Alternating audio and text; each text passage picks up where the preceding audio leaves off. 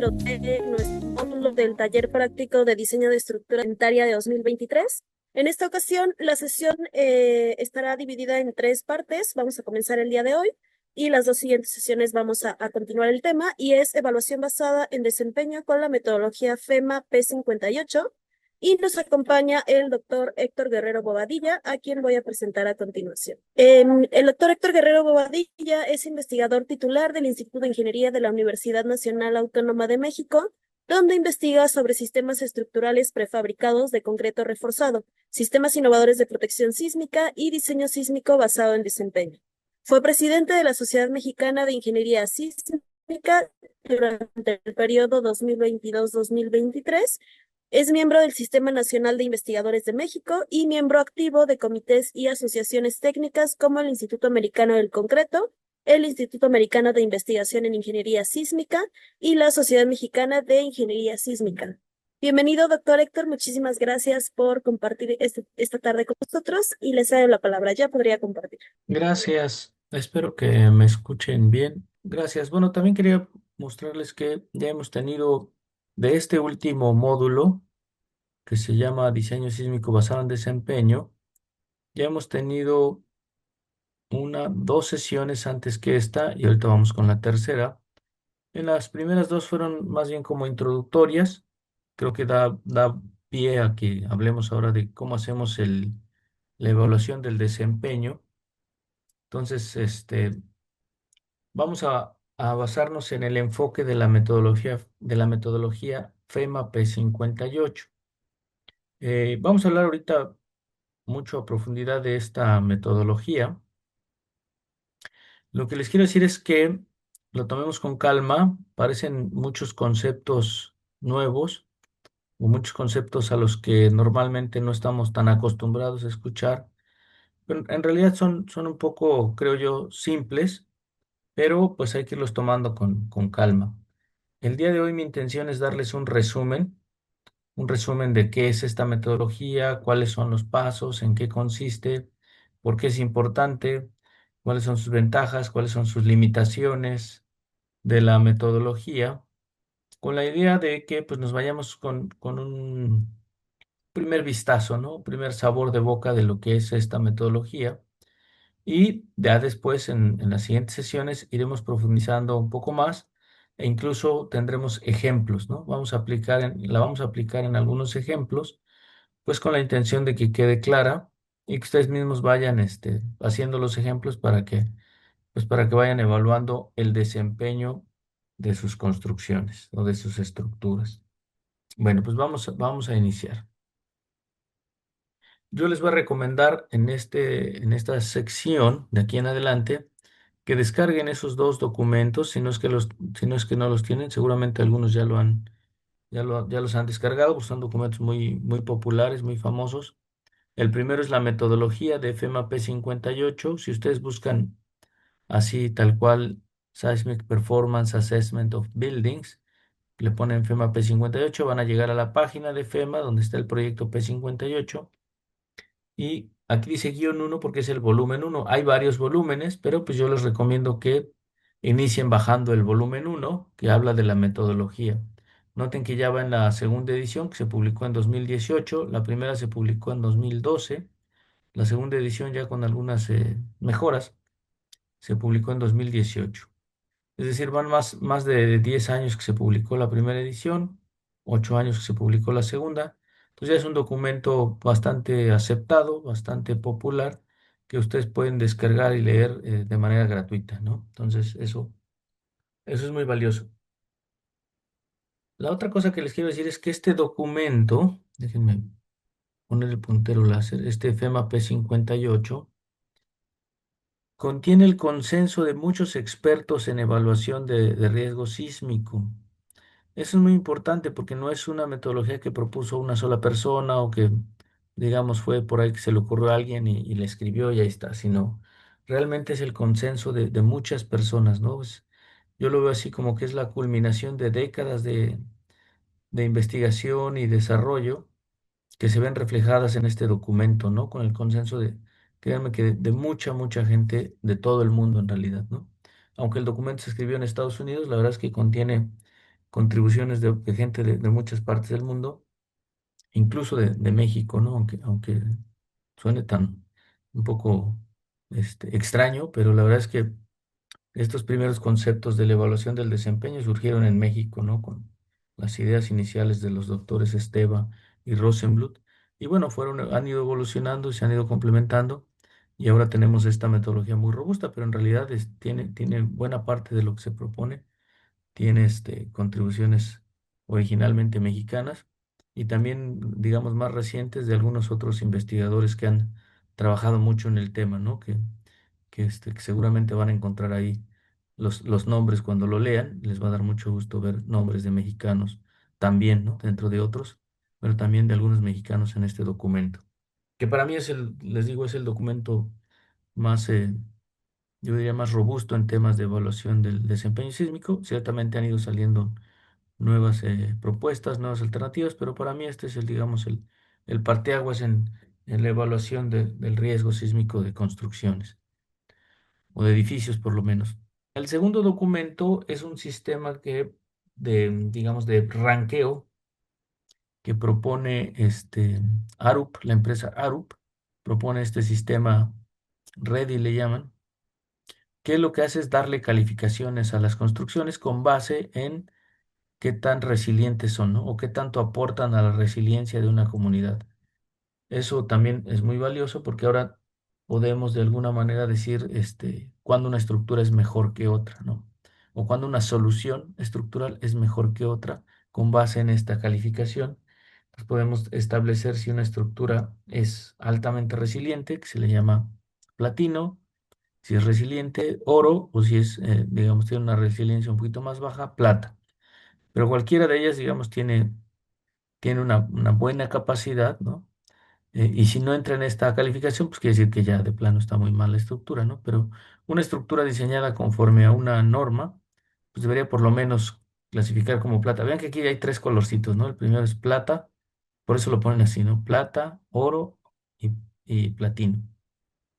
Entonces, esas tres calificaciones nos ayudan por lo menos a distinguir si una estructura es lo suficientemente robusta como para aportar resiliencia o no. Bueno, a mí me gusta mucho también, les recomiendo mucho que lean estos documentos, no se queden nada más con lo que veamos en estas pláticas, sino pues traten de profundizar más, ¿no? Yo la verdad es que cuando he leído estos documentos, de hecho los he impreso en más de una ocasión, porque luego los ando perdiendo, pero los he leído, no les miento, ¿no? Como 10 veces cada uno. ¿Por qué? Porque cada vez que uno lee, como que redescubre cosas, ¿no? O pasa el tiempo y como que se olvidan algunas cosas y uno las va redescubriendo. Y eso para mí es muy bonito porque, sobre todo por los conceptos que tienen detrás cada uno. Entonces, mi recomendación es que los descarguen, son gratuitos. A los que les gusta leer más bien en algo físico, pues imprímanlos y échenles una leída, ¿no? ¿De qué vamos a hablar el día de hoy? Pues de todos estos temas. Yo espero que en las 2 horas nos dé tiempo. Voy a tratar de ser muy, muy práctico. Y les repito, no se sientan abrumados por tantos conceptos o tanta información. Vamos a ir retomando más adelante, ya con más detalle.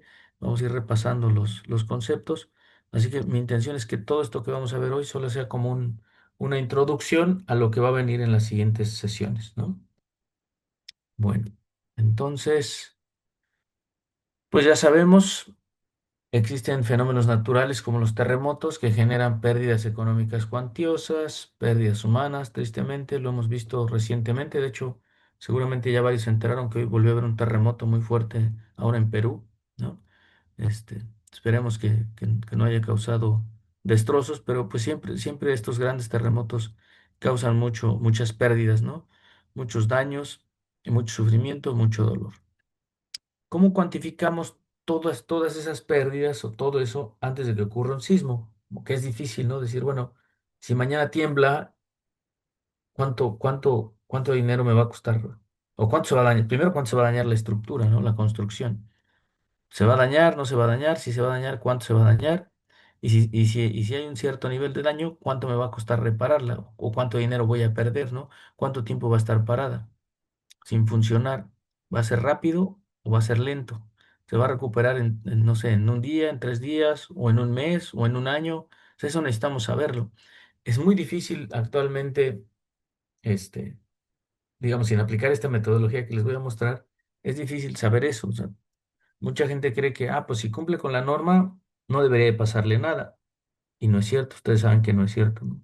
Es una estructura que se fue diseñada conforme a norma. Si le llega su sismo de diseño, pues dado que se diseña para, digamos, con fuerzas reducidas, pero si es una estructura convencional, obviamente, ¿no? Pues va a tener daños. Si es una estructura con aislamiento o con disipación, seguramente van a ser menores los daños, aunque nunca son cero en realidad, ¿no? Ahorita lo vamos a ver. Sobre todo, pues, desde un enfoque probabilista, que es el que vamos a estar viendo el día de hoy, pues nunca son cero los daños. Entonces, obviamente, pues, necesitamos, cuantificarlo. Entonces, ¿cómo lo cuantificamos? Pues, yo diría que hay dos métodos, ¿no? Uno es el probabilista, que para mí, desde mi punto de vista, es el más racional, y el otro es pues conseguirnos una bolita de cristal, ¿no? Y tratar de adivinar con la bolita de cristal qué va a pasar. El primer método, el probabilista, pues se me hace el más razonable, el más racional, y creo que, es el que nos puede dar mucha información. El segundo, pues, sería engañarnos a nosotros mismos, ¿no? O sea, sacar una bolita de cristal y creer que eso nos va a ayudar, pues sería muy sería un engaño. Como muchas cosas que se hacen en la vida en realidad, ¿no? Muchas veces nos engañamos y a veces por querer buscar soluciones rápidas, nos vamos por una solución fácil y no necesariamente es la más adecuada. La metodología FEMA-P58, al ser probabilista y tomar en cuenta todos los aspectos que les voy a mostrar a lo largo de esta presentación, van a ver que es un enfoque muy racional, ¿no? Y nos permite entender con mucha claridad pues qué tanta precisión vamos a tener en los resultados. Eso es lo bonito de esta metodología. Vamos a saber qué tanta precisión tenemos, ¿no? Y si no tenemos tanta precisión, por lo menos vamos a poder comparar en términos relativos, pues los diferentes daños que vamos a tener, si somos sensatos con la información que le metemos, ¿no? O sea, si nosotros decimos, bueno, vamos a ser sensatos, le vamos a meter información congruente, apropiada, adecuada, y los resultados vamos a saber que no son precisos, lo vamos a entender así, pero vamos a entender que sí son sensatos. Y una predicción sensata nos va a permitir tomar decisiones más sensatas, ¿no? E incluso hacer comparaciones con diferentes sistemas estructurales, con diferentes soluciones, a veces usando tecnologías de protección sísmica. Y vamos a ver que si hacemos todo de manera sensata, como les estoy diciendo, pues vamos a obtener predicciones razonables, ¿no? Que sirvan, que sean válidas para tomar decisiones. Y a veces son cosas sencillas, ¿no? El otro día ponía de ejemplo, pues el que toma y el que no toma, ¿no? O sea, si alguien toma y maneja, sabemos que es un alto riesgo, pero si alguien maneja, es precavido y no toma, bueno, ahí tiene un riesgo más bajo, ¿no? Entonces, a veces son cosas sencillas de entender. Uno diría, bueno, pues es obvio, ¿no? Si tú tomas y manejas, pues ¿qué esperas? ¿Que no te pase nada? Sería ilógico, ¿no? Pero si tú eres muy cuidadoso, eres una persona, digamos, consciente y cuida, digamos, bueno, cuida manejar bien y obedece las señalizaciones y hace todo bien cuando manejan, pues el riesgo es más bajo. Entonces, es obvio, ¿no? Y eso es lo que a veces queremos, ¿no? O sea, llegar a soluciones que sean obvias y que digamos, pues sí, es obvio que la estructura le va a ir mucho mejor porque estoy haciendo todo bien, ¿no? O sea, todo se está haciendo bien y es obvio que tenga yo resultados buenos con una metodología muy robusta como la que vamos a ver a lo largo de esta presentación, pero que sea obvio, ¿no? Que digamos, bueno, es que todo es obvio porque todo se está haciendo bien. Entonces es obvio que todo salga bien. Y si todo sale mal, pues va a ser obvio que salga mal porque todo se está haciendo mal. Entonces, pero por lo menos tenemos un marco de referencia o una metodología que nos permite evaluar cuando todo está bien o cuando todo está mal y ayudarle a veces a los tomadores de decisiones a tomar las mejores decisiones y a decírselo de la manera en que ellos entiendan, ¿no? Decírselo pues, con números en términos de dineros o de tiempos qué es lo que esas personas entienden, ¿no? Porque a veces le decimos, no te preocupes, tus distorsiones van a ser de 0,015, ¿no? Y dicen, no, pues, ¿y eso qué, no? Yo ni siquiera soy ingeniero, ¿no? O arquitecto. Pero si le decimos, no, pues, mira, tus pérdidas económicas van a ser menores al 5%, que es lo que recomienda los estándares internacionales. Bueno, entonces está bien, ¿no? O mira, tus tiempos de inactividad van a ser menores 72 horas, que es lo que se recomienda para ocupación inmediata. Ah, ok, pues está bien, ¿no? O sea, 72 horas, a lo mejor sí puedo dejar de operar 72 horas en lo que pasa la emergencia, ¿no? Pero si le decimos, no, ¿qué crees? Que tu estructura va a dejar de operar un año. Decir, no, no, no, ¿cómo crees? Eso no es posible, ¿no? Hagamos algo para que esté yo en ocupación inmediata, es decir, que pueda operar pues en 72 horas a lo más, ¿no? O a lo mejor alguien nos pone requisitos mucho más severos y nos dice, no, yo no puedo dejar de operar ni siquiera 2 horas, ¿no? Ah, bueno, entonces vamos a buscar una solución para que no dejes de operar, ¿no? Pero pues eso implica pues meterle más tecnología a las estructuras. Pero si no se los decimos y no sabe y a la hora del sismo deja de operar 3 meses, pues va a estar muy molesto, ¿no? O digamos, no es lo mejor. Entonces, bueno, de eso se trata. Entonces, ¿cómo cuantificamos los daños antes de que ocurran? Pues usar un enfoque probabilista parece ser el más racional. Esa es la idea. Bueno, eso como introducción. Hablemos ahora del desempeño sísmico, que ya se dio una introducción hace 2 sesiones. Estamos hablando del jueves de la semana pasada. Pero bueno, lo voy a repasar así rápidamente como para tenerlo más fresco en el contexto de esta presentación. Bueno, ¿qué desempeño buscamos nosotros y qué desempeño busca la sociedad? Entonces nosotros, fíjense, esta imagen viene en el documento FEMAP 58 que les estoy recomendando. Ahí la pueden ver y una descripción mucho más precisa de la que yo les pueda dar, ¿no? Pero normalmente si diseñamos una estructura convencional conforme a norma y le pega su sismo de diseño, pues esto es lo que esperaríamos, seguridad de vida. ¿A qué se refiere seguridad de vida? Ah, pues que si hay daño estructural. Una vez que hay daño estructural, las cosas se complican porque los costos de reparación son altos y los tiempos de reparación también son altos, ¿no? Entonces, bueno, pero eso es, digamos, lo que esperamos que le ocurra a una estructura que está en seguridad de vida, es decir, que la diseñamos una estructura convencional con cuando le pega el sismo de diseño. Ya vimos que prevención del colapso, pues ya es muy fuerte, ya es un daño severo y eso es a punto de caerse, ¿no? Esto es prácticamente ya demolición directa casi, ¿no? Digo, no siempre, pero digamos, un alto riesgo de colapso. Cuando hablamos de ocupación inmediata, pues ahí esperamos que no haya daño estructural, que puede haber daño no estructural, incluso puede estar comprometida la operación. ¿Por qué? Pues porque a lo mejor se rompieron algunas instalaciones, algunos accesos y demás. No está tan fácil. Digamos que se llama ocupación inmediata porque la podemos ocupar, pero no necesariamente la podemos operar, ¿no? Y no, o sea, la podemos ocupar porque estructuralmente está sana, no tuvo daños, pero en términos no estructurales y de otros temas pudiera ser que no se pueda ocupar tan inmediatamente. No se pueda usar tan inmediatamente. O sea, sí lo puedo ocupar, pero no la puedo usar. Y para usarla, pues habría que hacer algunas reparaciones probablemente, no siempre, pero probablemente, algunas reparaciones de elementos no estructurales y de algunos contenidos. Y operacional quiere decir que además de poderla ocupar, la puedo operar, ¿no? Por lo menos en unas 72 horas. Entonces eso querría decir que la puedo operar. Entonces esos son digamos, los desempeños que buscamos. ¿Cómo los evaluamos? Pues es lo que queremos ver en esta presentación, ¿no? De manera introductoria les decía. Bueno, y esos 4 niveles de desempeño, fíjense, me voy a regresar, estos son los niveles de desempeño que se han ido definiendo a lo largo ya de varias décadas y pues digamos como que hay un consenso en estos niveles de desempeño discretos, llamámosle así.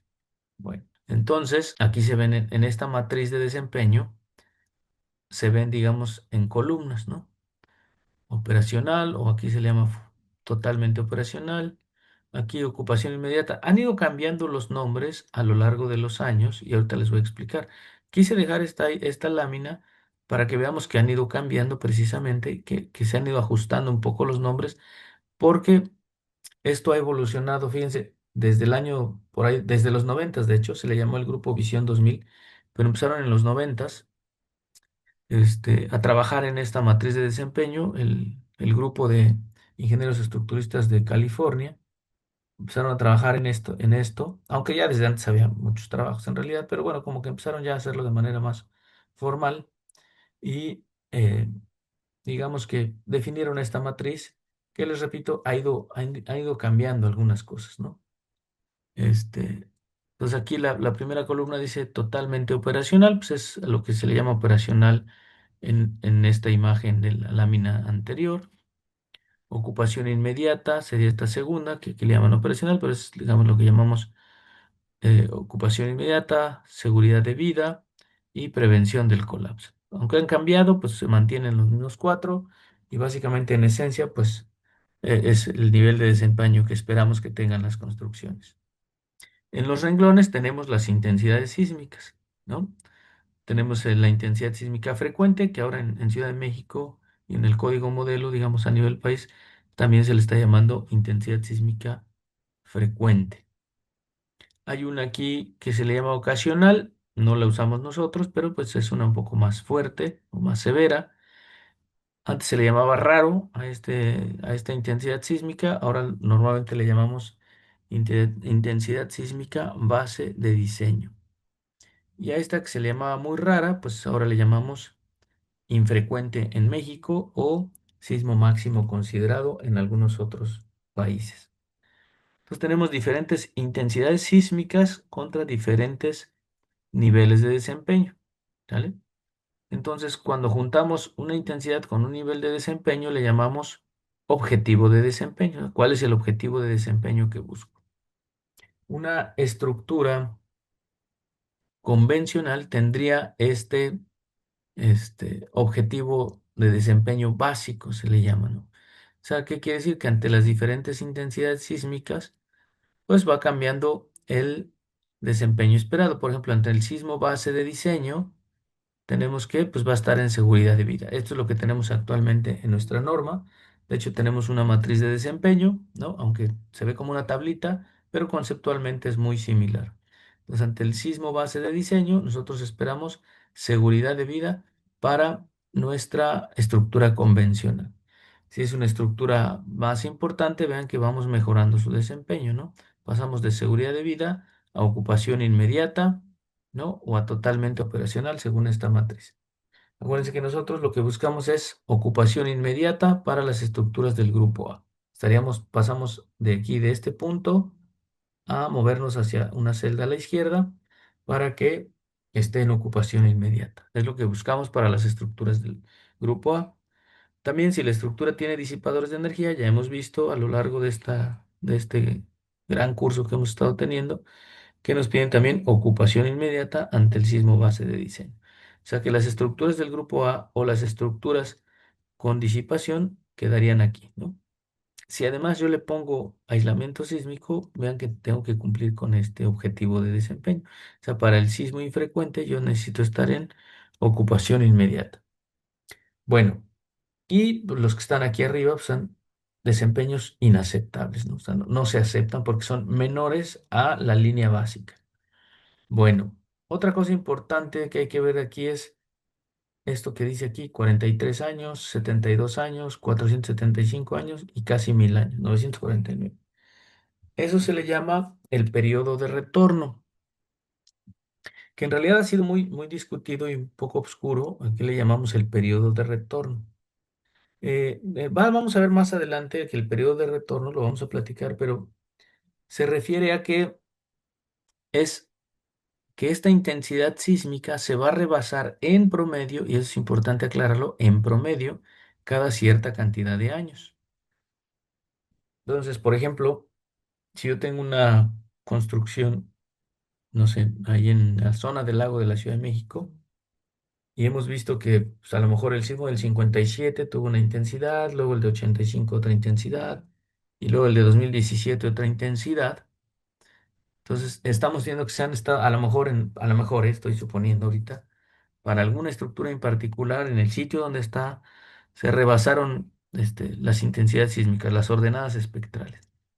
Entonces podríamos decir que a lo mejor esos sismos son frecuentes, ¿no? Si en esos tres sismos que han ocurrido casi cada 30 años se rebasaron esas intensidades, podríamos decir que es un sismo frecuente, ¿no? O una intensidad sísmica frecuente. Más que el sismo, en realidad ahí lo estoy diciendo mal. A veces decimos el periodo de retorno del sismo, pero no es del sismo, es de la intensidad sísmica. Entonces, el periodo de retorno se refiere a la intensidad sísmica, no a un sismo en particular, sino a la intensidad sísmica. Eso es muy importante porque puede haber muchos sismos, diferentes sismos de diferentes fuentes. A lo mejor uno ocurre en Michoacán, el otro en Guerrero, el otro en Morelos. O sea, pueden ser cualquier sismo. Lo importante para mí es la intensidad sísmica donde yo estoy parado, donde está mi edificio. Esa es la que me importa, la intensidad sísmica. Entonces, este periodo de retorno se refiere a la intensidad sísmica donde está mi edificio. ¿Vale? Entonces, quiere decir que esa intensidad sísmica, que puede ser la aceleración espectral, se va a rebasar cada cierto tiempo, en promedio. Entonces, para el sismo base de diseño aquí dice 475 años. Ahora, eso también es muy importante porque en México no usamos estos periodos de retorno. Estos periodos de retorno se propusieron ahí en California, pero en realidad no los usamos en México, ¿no? Usamos nosotros, si se acuerdan, 250 años para la Ciudad de México. Para otras ciudades se usan otros. Por ejemplo, para Acapulco, si no mal recuerdo, se usan como 130 años. Un periodo de retorno aún más bajo. Quiere decir que más frecuentemente se va a estar rebasando la intensidad sísmica base de diseño. Y va a decir, ay, ¿por qué nosotros diseñamos para un periodo de retorno menor? ¿No deberíamos diseñar para el mismo? Pues no, la verdad es que se ha encontrado que no, que cada comunidad ha decidido, con base en la experiencia comunitaria, cada comunidad ha decidido cuáles son sus periodos de retorno. Por ejemplo, en Japón, los periodos de retorno sería imposible que tuvieran 475 años. Si no mal recuerdo, ellos usan entre 80 y 90 años, de acuerdo con una plática que escuché el otro día. Entonces, ellos incluso usan menos que nosotros, ¿no? ¿Por qué? Porque su sismicidad es tan alta que pues les darían intensidades sísmicas altísimas si quisieran igualarse a California, por ejemplo. Entonces dicen, no, no, no, nosotros vamos a usar periodos de retorno mucho más bajos, aunque sabemos que se va a estar rebasando la intensidad sísmica pues más frecuentemente, pero pues ni modo, ¿no? O sea, es lo que hemos acordado y es lo que hacemos. Y bueno, de alguna manera les da resultados porque pues ustedes han visto que Japón pues es por mucho la potencia más avanzada en diseño sísmico, ¿no? Entonces, a pesar de que pues sus intensidades sísmicas son mayores y sus periodos de retorno para fines de diseño son menores. Entonces hay que tener cuidado, no, no siempre son los mismos periodos de retorno, no tenemos por qué usar los mismos, simplemente cada comunidad tiene los propios y pues son los que consideran apropiados, ¿no? Eso es muy importante. Otro aspecto importante es que aunque llegue el sismo de diseño o el sismo máximo considerado o el infrecuente, dice aquí, no todas las estructuras se dañan igual. Ustedes han visto seguramente varias estructuras que después de un sismo, algunas se dañan, aunque sean similares, algunas se dañan más y otras se dañan menos. Y la respuesta es ¿por qué? O sea, ¿por qué un edificio se dañó más y otro menos? Incluso es común, seguramente lo han visto ustedes, uno es común, pero hay evidencia de que algunos edificios siendo muy similares, incluso edificios que se les llama gemelos, algunos se han colapsado y otros no. Y uno diría, ¿y por qué este se colapsó y el otro no? Si la intensidad, pues si uno está al lado del otro, la intensidad debió haber sido la misma, ¿no? O muy similar. No pudo haber variado lo suficiente como para que uno se caiga y el otro no, y el otro le vaya bien. Bueno, hay un tema muy importante que se llama incertidumbre. O sea, la incertidumbre es algo que no podemos controlar, pero que existe, ¿no? Y es real y a veces es muy grande. Entonces, la incertidumbre es algo que no podemos evitar, más bien hay que aprender a trabajar con ella. Y eso es lo importante de la metodología que vamos a estar viendo en este curso, que hay incertidumbre. Y esa incertidumbre nunca la vamos a poder eliminar jamás. Lo que vamos a hacer es manejarla, ¿no? Trabajarla para estar conscientes de que existe, cuantificarla y entonces decir, ah, bueno, tengo estos resultados con este nivel de incertidumbre. Y cuando tenemos incertidumbre, lo mejor que podemos hacer es usar probabilidades, ¿no? Eso es lo que vamos a hacer. Para evitar esa incertidumbre, para eliminar, o bueno, no eliminarla, más bien para trabajar con esa incertidumbre, pues hay que entrarle a las probabilidades. Es la mejor manera, ¿sale? Bueno, otra imagen que quiero, perdón, compartir con ustedes es que las estructuras que se deforman mucho, se dañan mucho, como lo vemos aquí en esta curva de capacidad hipotética. Es una curva de capacidad hipotética. este, pero que nos ayuda a entender que una estructura entre más se deforma, más se daña, ¿sale? O sea, si tenemos una deformación baja, pues su comportamiento va a ser elástico, entonces la estructura va a estar muy bien, va a estar operable y no va a tener ningún problema. Si ya tenemos una deformación un poco mayor, perdónenme, la estructura pues va a estar en lo que llamamos ocupación inmediata, puede ser que alcance a fluir un poco, pero muy poco, o sea, una fluencia, digamos, menor, incipiente, pero pues va a estar bien, los elementos estructurales van a estar sanos y no tenemos ningún problema, ¿no? Entonces, a eso le llama, estoy hablando en términos estructurales, ¿no? Entonces le llamamos ocupación inmediata. Cuando ya llegamos a la zona de la resistencia máxima, casi todos los reglamentos están calibrados para que ante el sismo base de diseño, pues se alcance la resistencia pico de mi sistema estructural. Entonces, seguramente vamos a andar por aquí, más o menos una cierta incertidumbre, pero deberíamos andar por acá. Entonces, vean que ya tenemos algún daño estructural, ¿sale? Y teniendo daño estructural,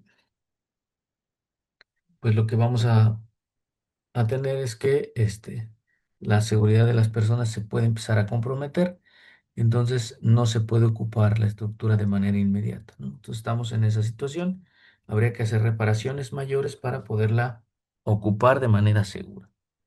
Y bueno, después ya hemos hablado mucho de la prevención del colapso y finalmente el colapso.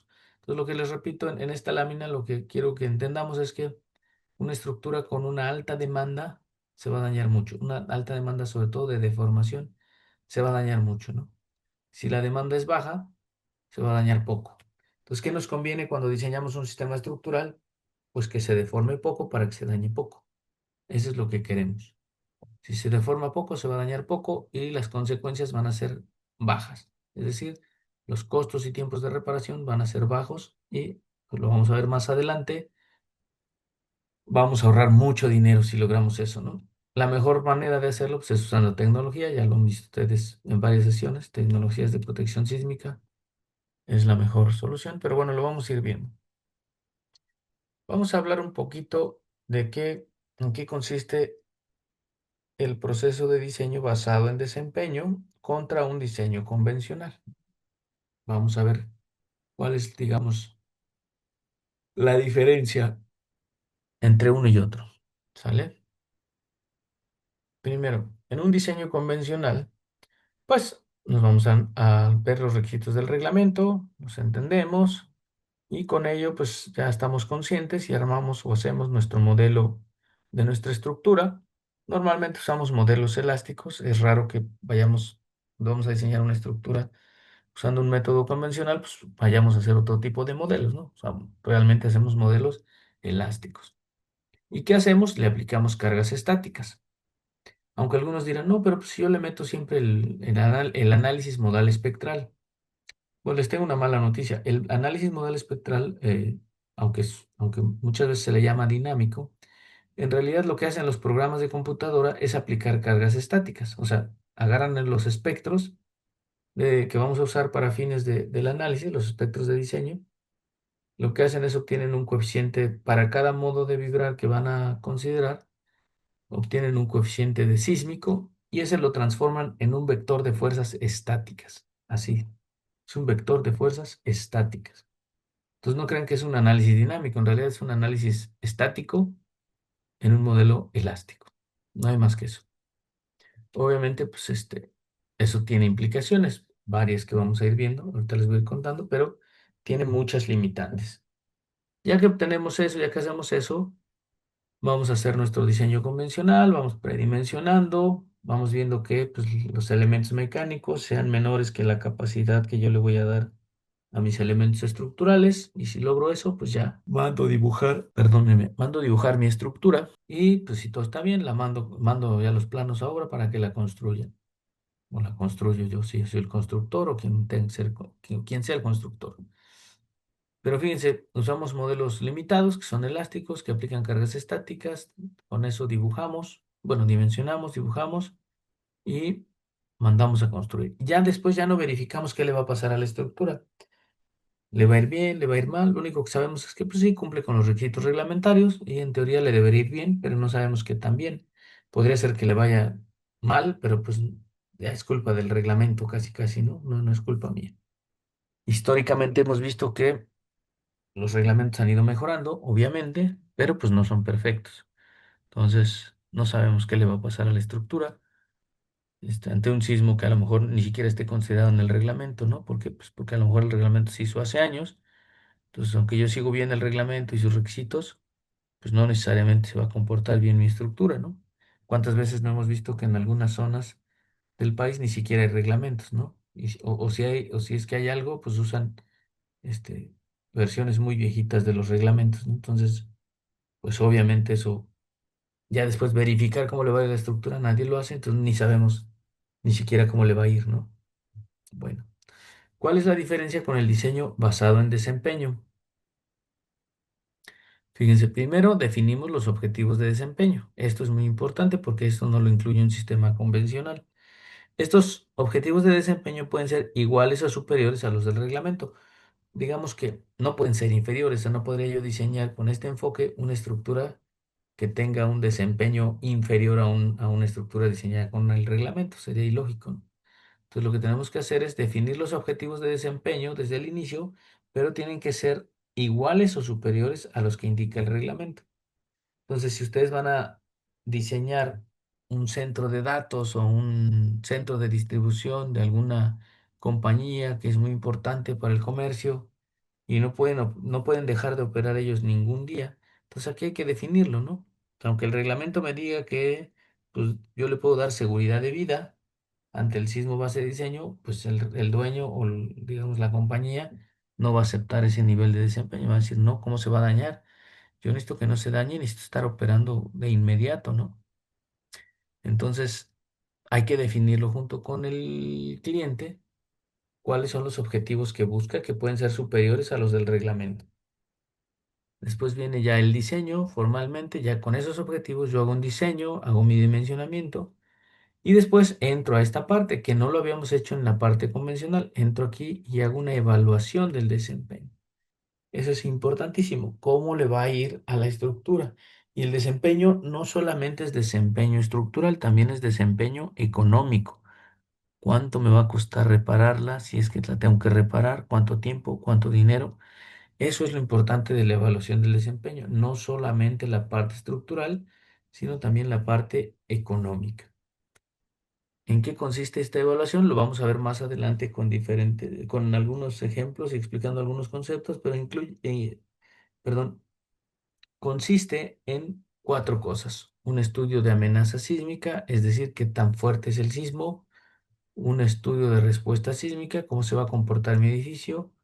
Una vez que sabemos cómo se va a comportar, un estudio del daño probable. Y una vez que sabemos cuánto se va a dañar, las pérdidas esperadas, es decir, cuánto nos va a costar repararla. Si yo ya evalué todo esto, ahora sí me pregunto si eso es aceptable, ¿no? Si eso que evalué y los resultados que obtuve o esas pérdidas son aceptables, pues ya acabé. Estoy de acuerdo, mando construir la estructura y listo, ya acabé. Pero puede ser que no sean aceptables. Si no son aceptables esas pérdidas, entonces yo me podría regresar y cambiar los objetivos de desempeño o el diseño, buscar una alternativa distinta. Por ejemplo, en el primer caso, si yo quiero cambiar los objetivos de desempeño, a lo mejor el cliente me dijo, no, no puede dejar de operar ni una hora. Entonces, con esos objetivos, al ser tan estrictos, pues, digamos, es inviable el proyecto o es demasiado caro o tiene algunos problemas. Entonces, podríamos decirle, no, mira, una hora pues es imposible, pero te puedo ofrecer 72 horas, ¿no? Ah, bueno, si tú me ofreces 72 horas, está bien, lo acepto. Entonces ya cambias ahí los objetivos de desempeño, algo un poquito más relajado, sin incumplir en los requisitos que pide el reglamento. Bueno, si no nos vamos por ahí, podemos irnos a cambiar el diseño. A lo mejor en lugar de usar un sistema convencional, les digo, ah, pues métele aislamiento sísmico o métele disipación y ya te va a ver mucho mejor. Entonces, a lo mejor, cambiando el diseño, pues ya resolvemos el problema, volvemos a evaluar el desempeño y ahora sí va a ser aceptable y mandamos a construir la estructura. Bueno, perdonen. Ahora, ¿cómo lo calculamos? ¿No? Este pasito que viene aquí en medio de evaluar el desempeño, ¿cómo lo calculamos? Pues con este enfoque, con el enfoque de la metodología FEMAP 58, que es el enfoque PEER, que es un enfoque muy racional, y se le llama PEER porque se propuso en el Pacific Earthquake Engineering Research Center, o sea, el Centro de Investigación del Pacífico en Ingeniería Sísmica, Centro de Investigación en Ingeniería Sísmica del Pacífico. Ahí se propuso y es esta integral. Suena muy complicada, pero en realidad nadie resuelve la integral, ¿no? No es que nos pongamos a resolverla, no es tan fácil obtener una solución. Entonces, en lugar de resolverla, se usan métodos numéricos, se usa un método numérico y con eso obtenemos una solución muy aproximada, pero sin complicarnos tanto la vida, ¿sale? Bueno, les decía que esta metodología consiste en 4 pasos. Entonces, lo que vamos a hacer es hacer 4 pasos e irla, aplicando con este métodos numéricos que les decía que vamos a usar. Lo vamos a ver con detalle más adelante. Pero el primer paso es hacer un estudio de intensidad sísmica, es decir, qué tanto se mueve el suelo donde va a estar construida mi estructura. ¿Se mueve mucho o se mueve poco? Bueno, hay que hacer un estudio de intensidad sísmica y se obtiene una curva como esta chiquita que vemos aquí abajo. Y bueno, pues con eso empezamos. Normalmente esos estudios de amenaza sísmica los hacen expertos en amenaza sísmica, no lo hacemos los estructuristas, es difícil, es raro que lo hagamos, pero sí podemos capacitarnos para entender qué nos están entregando, ¿no? Sí es muy importante este, entenderlo, leerlo, buscar información. Vamos a ver información más adelante para que nos quede claro qué son estos estudios de intensidad sísmica o estos análisis de intensidad sísmica que nos van a servir para evaluar el desempeño. Una vez que conocemos la intensidad sísmica, ahora vamos a evaluar la respuesta estructural. O sea, se evalúa la respuesta estructural. Ah, perdón, antes de esta respuesta estructural, aquí dice esto es una probabilidad, ¿no? Es una probabilidad diferencial de la probabilidad de que ocurra una intensidad sísmica. Esta es una probabilidad, una distribución de probabilidad de que ocurra una intensidad sísmica. Entonces, esta curva que ven acá, en realidad es la probabilidad de que ocurra una intensidad sísmica, ¿no? Dadas ciertas situaciones, cierto escenario, cierta característica, cierto tiempo, por ejemplo. En fin, esta es una distribución de probabilidades y IM viene del inglés Intensity Measure, que es la medida de la intensidad sísmica. Y normalmente usamos la aceleración máxima del suelo o la aceleración espectral. Imagínense que agarramos la aceleración del suelo, entonces esto es una distribución de probabilidades que está en función de la intensidad de la aceleración máxima del suelo. Muy bien. Después, ahora sí, dada esta IM o esta intensidad sísmica, que les digo que puede ser la aceleración máxima del suelo u otra, normalmente agarramos la aceleración espectral, por cierto. Pero bueno, dada la intensidad sísmica, calculamos la respuesta estructural. Para eso, pues los estructuristas somos muy buenos, ¿no? Podemos obtener la respuesta estructural dada la intensidad sísmica. Normalmente la mejor manera de hacerlo es pues con análisis dinámico no lineal, paso a paso. Eso es la mejor manera de hacerlo, hacer análisis no lineal. Y bueno, pues es lo que hay que buscar. Hay que obtener perfiles de respuesta máxima, como estos que ven aquí, pequeñitos. Son perfiles de respuesta. Después, ya que obtuvimos la respuesta, perdón, a esto de EDP es la respuesta estructural, son los perfiles de respuesta estructural. Y EDP viene del inglés Engineering Demand Parameter.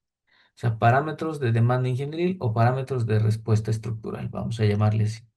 Entonces, ya que tenemos esta respuesta estructural, dado que tenemos esta respuesta estructural, ahora evaluamos el daño. DM viene del inglés Damage Measure, o sea, medida del daño. O sea, ¿qué tanto se va a dañar la estructura dada la respuesta estructural? Normalmente esto se hace con un enfoque probabilístico, entonces podemos tener daño ligero, daño severo, daño moderado. Entonces aquí entramos con la respuesta estructural y donde chocamos con alguna de las curvas podemos decir que estamos en cierto nivel de daño. ¿Sale? Muy bien, entonces nos ayuda esta otra función de probabilidades, nos ayuda a determinar el nivel de daño que hay en la estructura. Y una vez que tengo el daño estructural, fíjense que me vengo a este último paso y evalúo las consecuencias. Dado el daño, ¿cuánto me va a costar reparar, por ejemplo? ¿O en cuánto tiempo lo tengo que reparar? Entonces, esto le llamamos consecuencias, que es un análisis de consecuencias que nos dice, dado que ya tienes un daño, ¿cuánto me va a costar ese daño? ¿No?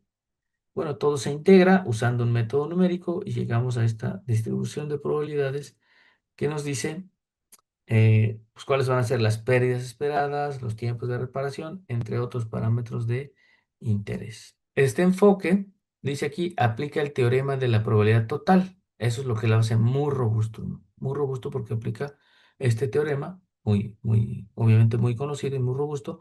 Dice aquí, para predecir las consecuencias probables de incurrir en valores específicos de alguna medida de desempeño.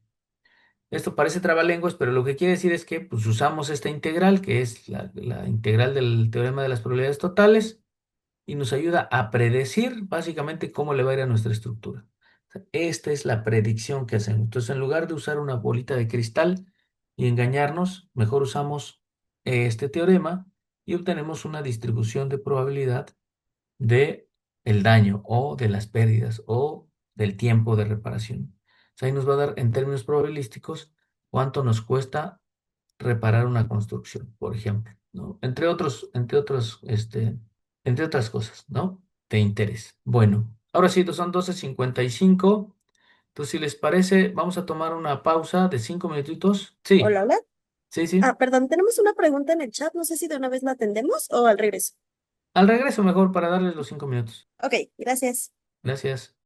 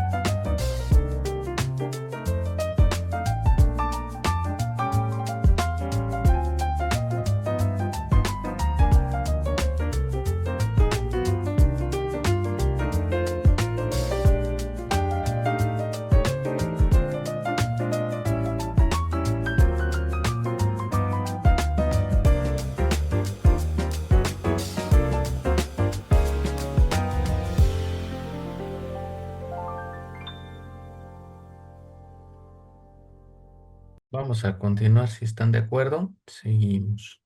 Vemos de una vez las preguntas del chat si están de acuerdo. Sí, doctor. El ingeniero Eduardo Trujeque nos dice, excelente presentación, doctor Guerrero.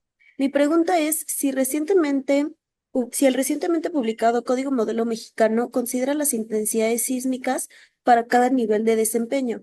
fijando periodos de retorno similares a los del Manual de Obras Civiles CFE o a los del SACID en Ciudad de México o a los de FEMA, o a las intensidades para cada nivel de desempeño son completamente diferentes a los anteriores? Esa es muy buena pregunta, es una excelente pregunta. Saludos al ingeniero Trujeque.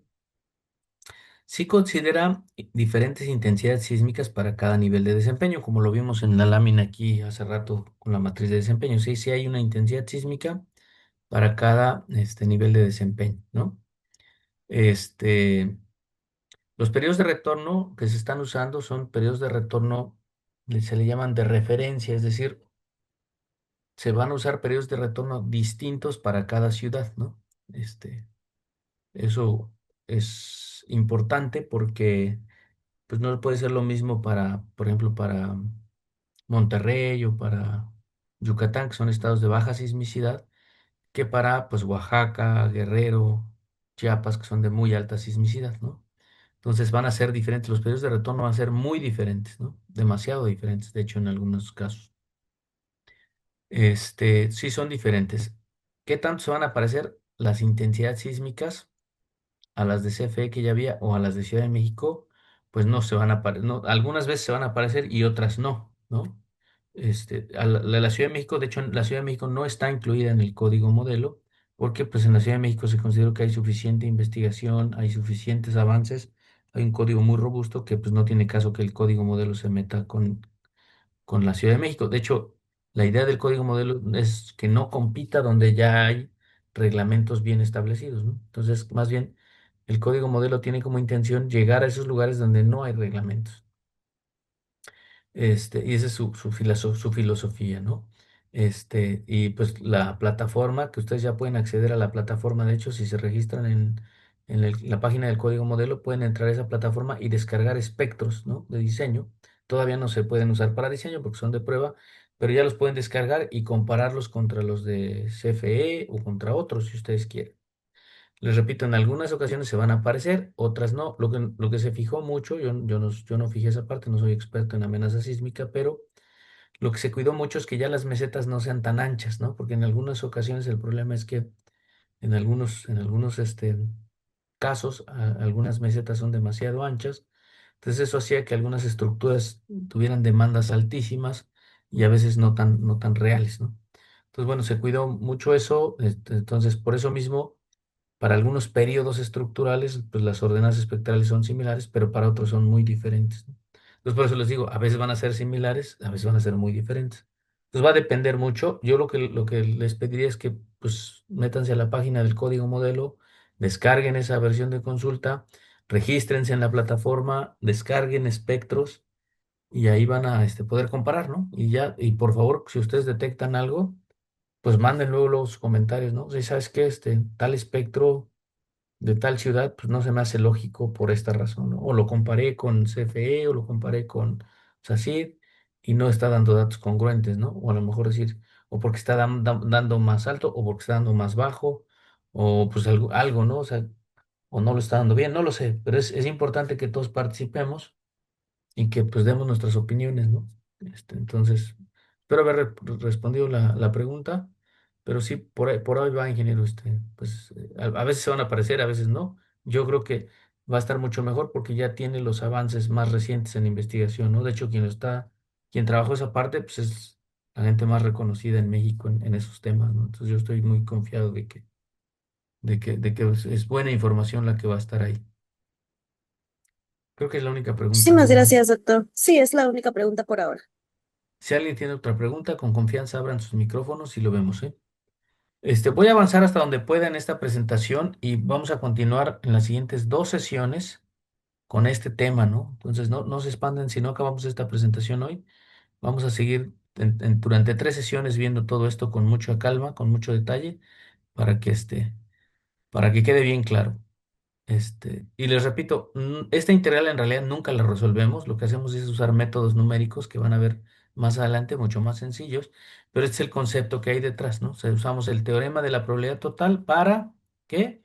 Para predecir. ¿Qué vamos a predecir? Pues pérdidas, ¿no? Tiempo de reparación, número de víctimas, consecuencias ambientales. O sea, en realidad, esta metodología nos permite casi predecir, pues cualquier parámetro de interés que sea cuantificable, ¿no? Si a alguien le interesa saber, pues quiero saber si mi estructura va a estar en verde, amarillo o rojo, ¿no? Ya ven que hay una etiqueta que se les pone, ¿no? Si está en rojo, quiere decir que no la voy a poder operar. O si va a estar en amarillo, quiere decir que tampoco la voy a poder operar porque está en seguridad dudosa, ¿no? Necesito que esté en verde. Pues voy a evaluar, voy a usar esta ecuación para evaluar si va a estar en verde, amarillo o rojo y con base en ello tomar una decisión. Pero eso no lo hacemos cuando diseñamos una estructura de manera convencional. O sea, tendríamos que aplicar estos conceptos para llegar a eso. O quiero evaluar cuánto dinero me va a costar repararla, ¿no? Si llega a haber un sismo no sé, del tamaño del sismo infrecuente, por ejemplo, bueno, voy a ver cómo le va a ir, ¿no?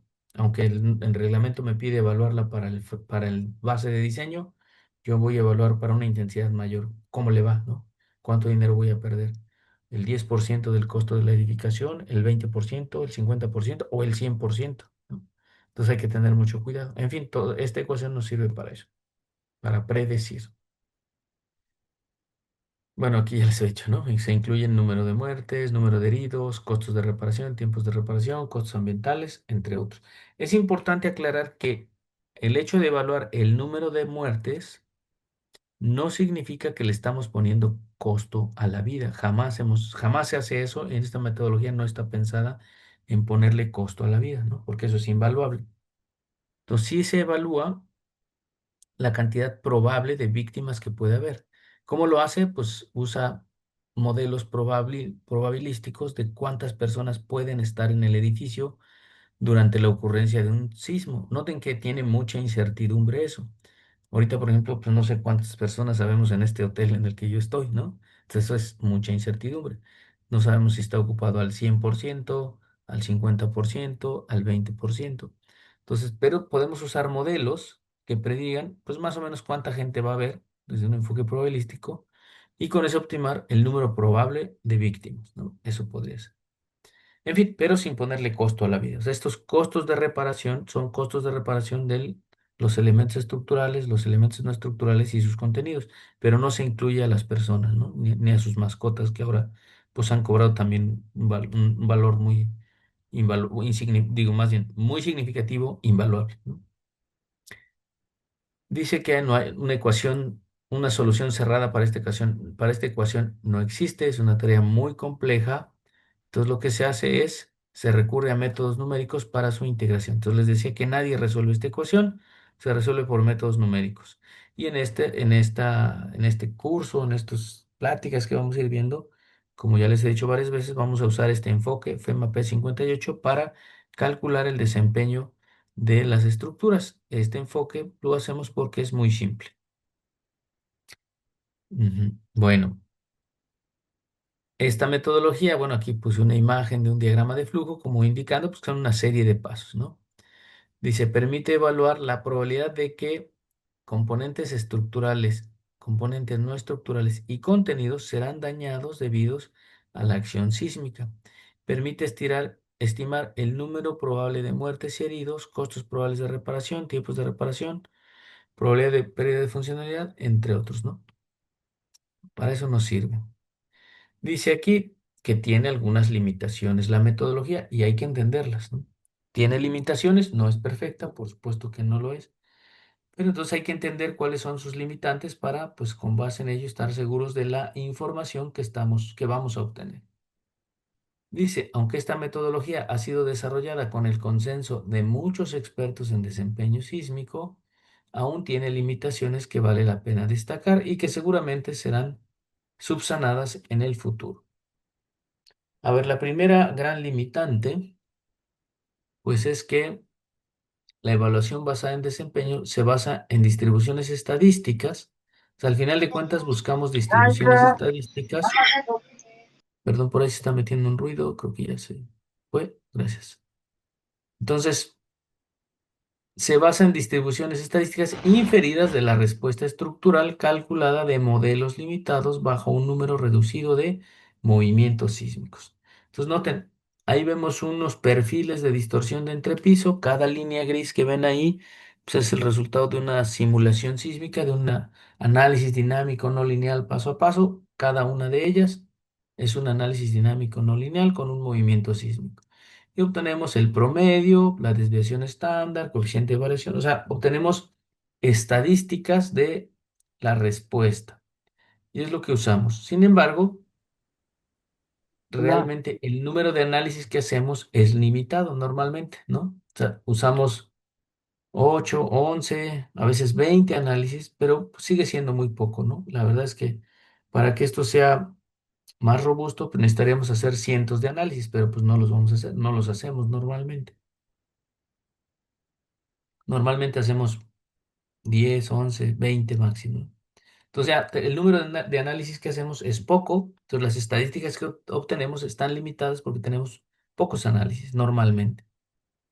Y otras que los modelos, aunque hagamos análisis no lineales, bien robustos o bien completos, bien detallados, pues siguen siendo modelos, ¿no? No representan a veces la realidad al 100%. Entonces siguen siendo limitados, ¿no? No crean que porque son no lineales ya son perfectos, sino más bien pues tienen limitaciones y hay que entender que pues están limitados, ¿no? Otra limitación es que la evaluación del desempeño sísmico se limita a consecuencias que ocurren dentro de la edificación, y no toman en cuenta aspectos externos. Por ejemplo, en esta imagen que ven aquí, ¿qué tal que nos encargan evaluar el desempeño de este edificio que se ve aquí encerrado en este cuadro rojo? Es un edificio, pues a lo mejor de unos 15 niveles, ¿no? Y uno diría, no, pues es un edificio importante, tiene 15 niveles, un área de, no sé, 500 metros por planta, pues es un chorro de metros cuadrados. Pero vean que alrededor hay otros edificios mucho más altos. Entonces, aunque yo evalúe de manera muy sensata y muy consciente el desempeño de este edificio, pues solo conozco la información de este edificio. No sé, digamos, los detalles del edificio de al lado o de estas torres que se ven acá. Si se llega a caer ese edificio, pues lo que yo he hecho aquí, pues va a perder todo sentido. Entonces, esta metodología la vamos a ver, incluye nada más lo que está dentro del edificio, la información del edificio. El entorno va a ser difícil, es difícil de considerar, ¿no? Porque necesitaríamos evaluar todos los edificios del entorno y entonces eso sería muy complicado. Otra de las limitaciones es que los movimientos sísmicos pueden causar otros impactos, como fuego, derrame de sustancias peligrosas, entre otros, que no están explícitamente considerados en la metodología. O sea, en la metodología nos va a decir qué tanto se va a dañar ante la acción sísmica. Pero pues si hay una explosión y pues me daña mi estructura, pues ya eso no lo considere. A lo mejor lo podríamos considerar más adelante o digamos, con alguna modificación de la metodología, pero así como está ahorita la metodología, pues no está considerada y es una limitante.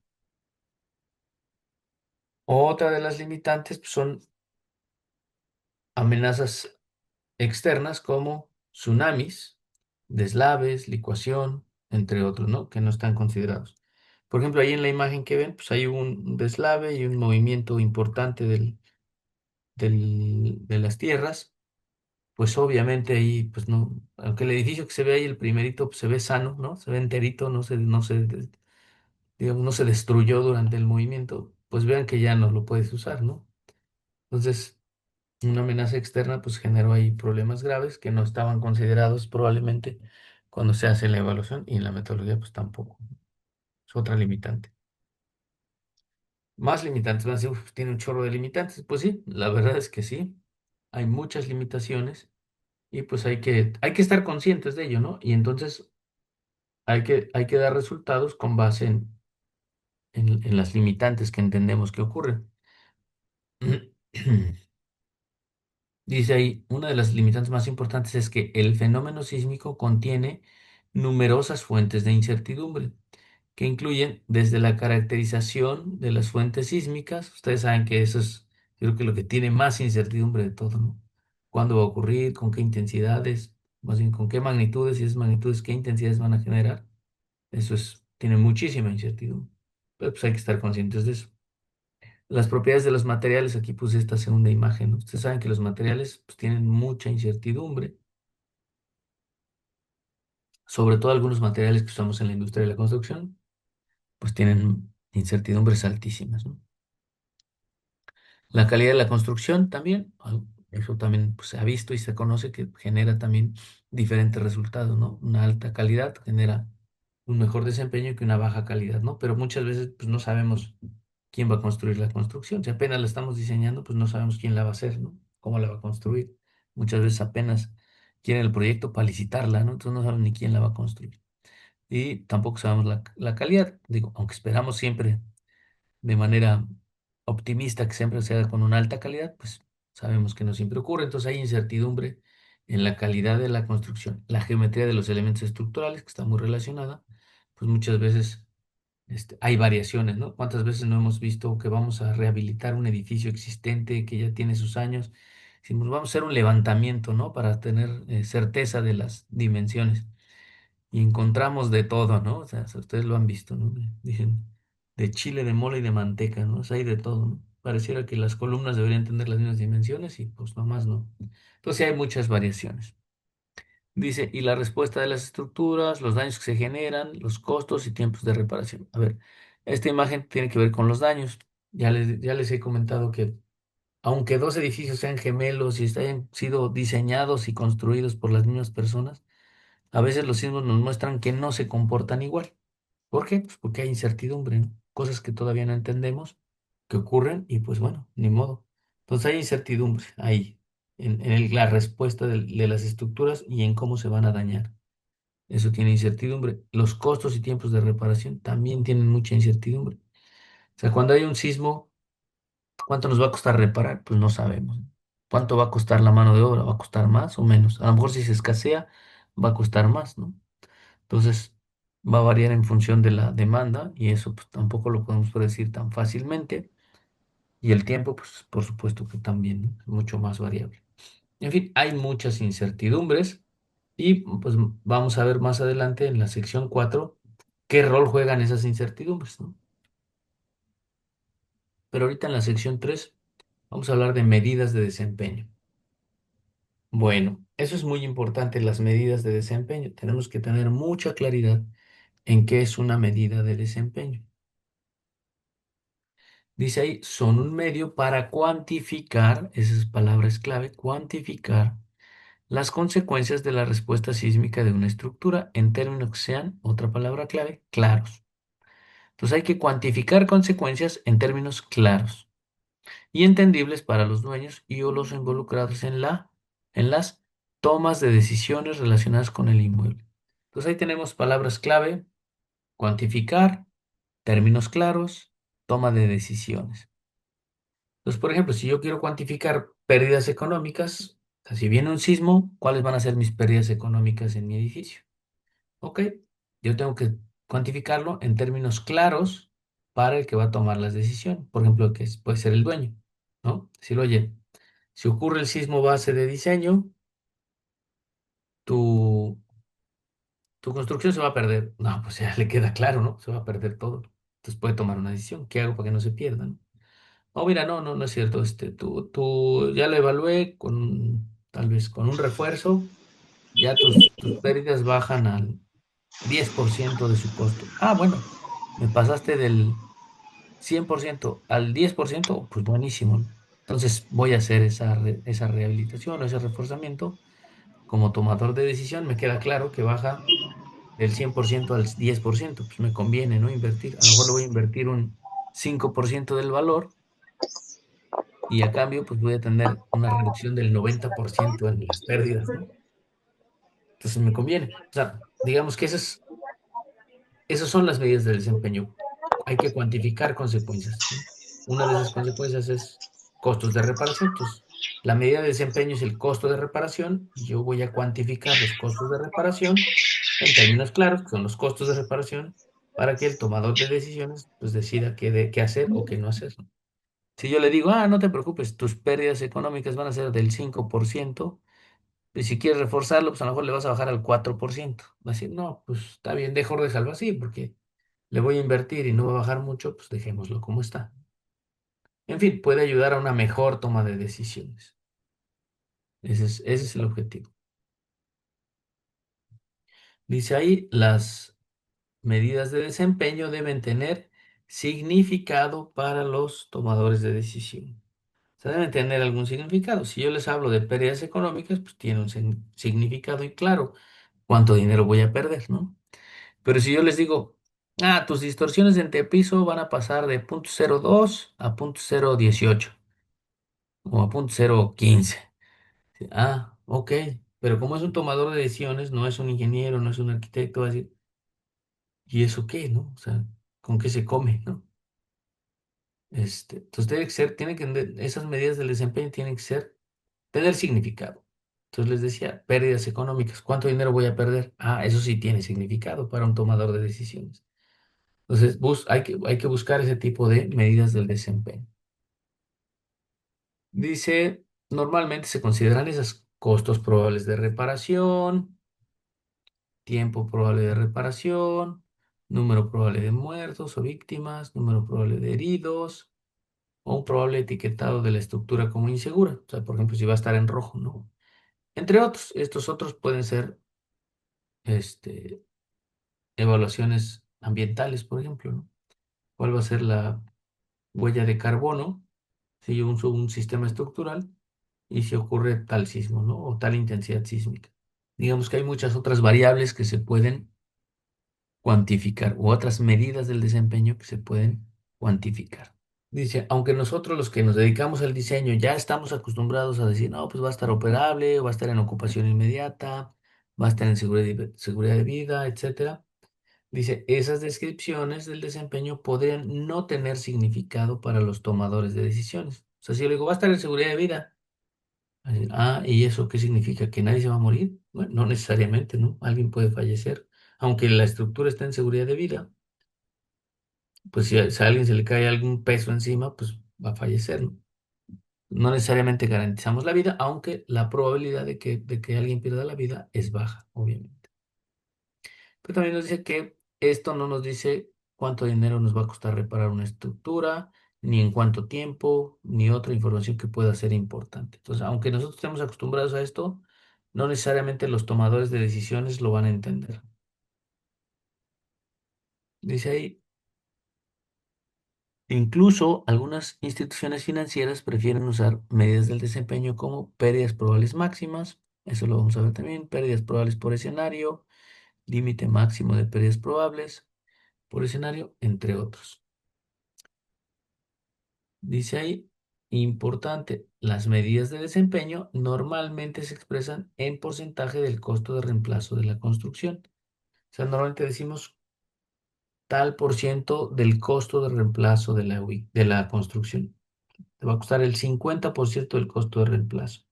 ¿Qué es el costo de reemplazo? Pues es cuánto me cuesta demoler la construcción, limpiar la zona y volverla a construir, ¿no? Nueva. Entonces eso cuesta reemplazarla. O sea, no es cuánto cuesta la construcción, sino hay que incluir el costo de demolición y el costo de limpiar el área para volverla a reconstruir. Entonces, normalmente todas estas medidas del desempeño, pues se normalizan o se dividen contra el costo de reemplazo. Bueno, vamos a hablar del rol de la incertidumbre que les decía hace rato.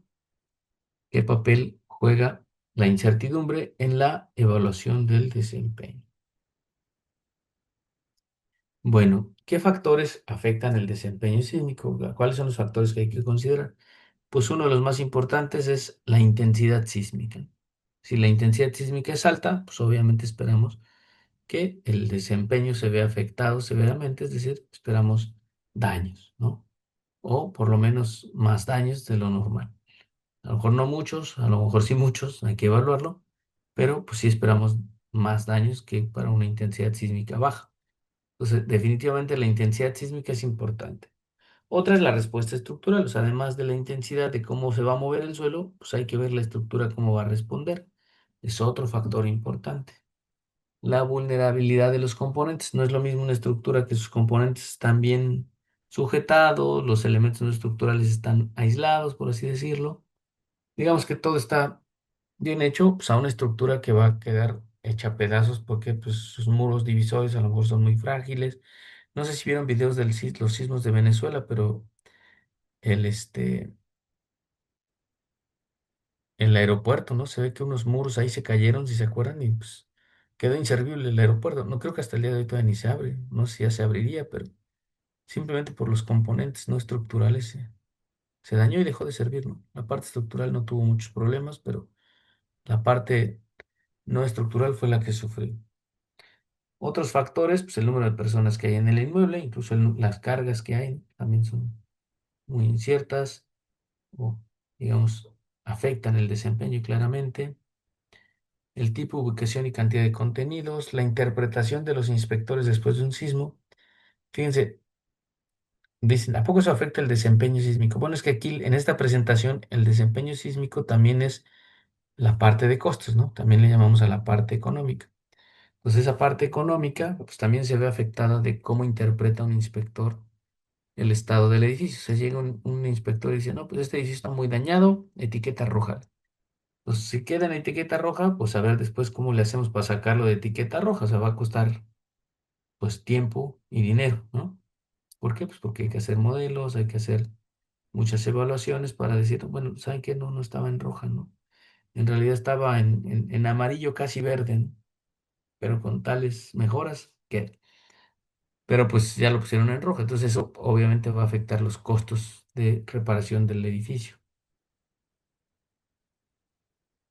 Detalles específicos y métodos de reparación. Eso afecta también el costo y es importante considerarlo. Y la disponibilidad de materiales y personal para las reparaciones después del sismo. Eso también es importante. Entonces, cada uno de esos factores que afecta el desempeño sísmico tiene una incertidumbre asociada y que esa incertidumbre es importante. No podemos predecir con precisión ni la intensidad sísmica en el sitio ni la forma del espectro de respuesta que se generará en el sitio. No podemos tener una idea, ¿no? Pero no necesariamente tenemos mucha precisión en eso. También dice aquí, hay diferentes suposiciones en el modelado estructural que no permiten conocer con precisión si se está sobreestimando o subestimando la respuesta de una estructura. ¿Vale? Entonces, nuestros modelos tienen sus limitaciones.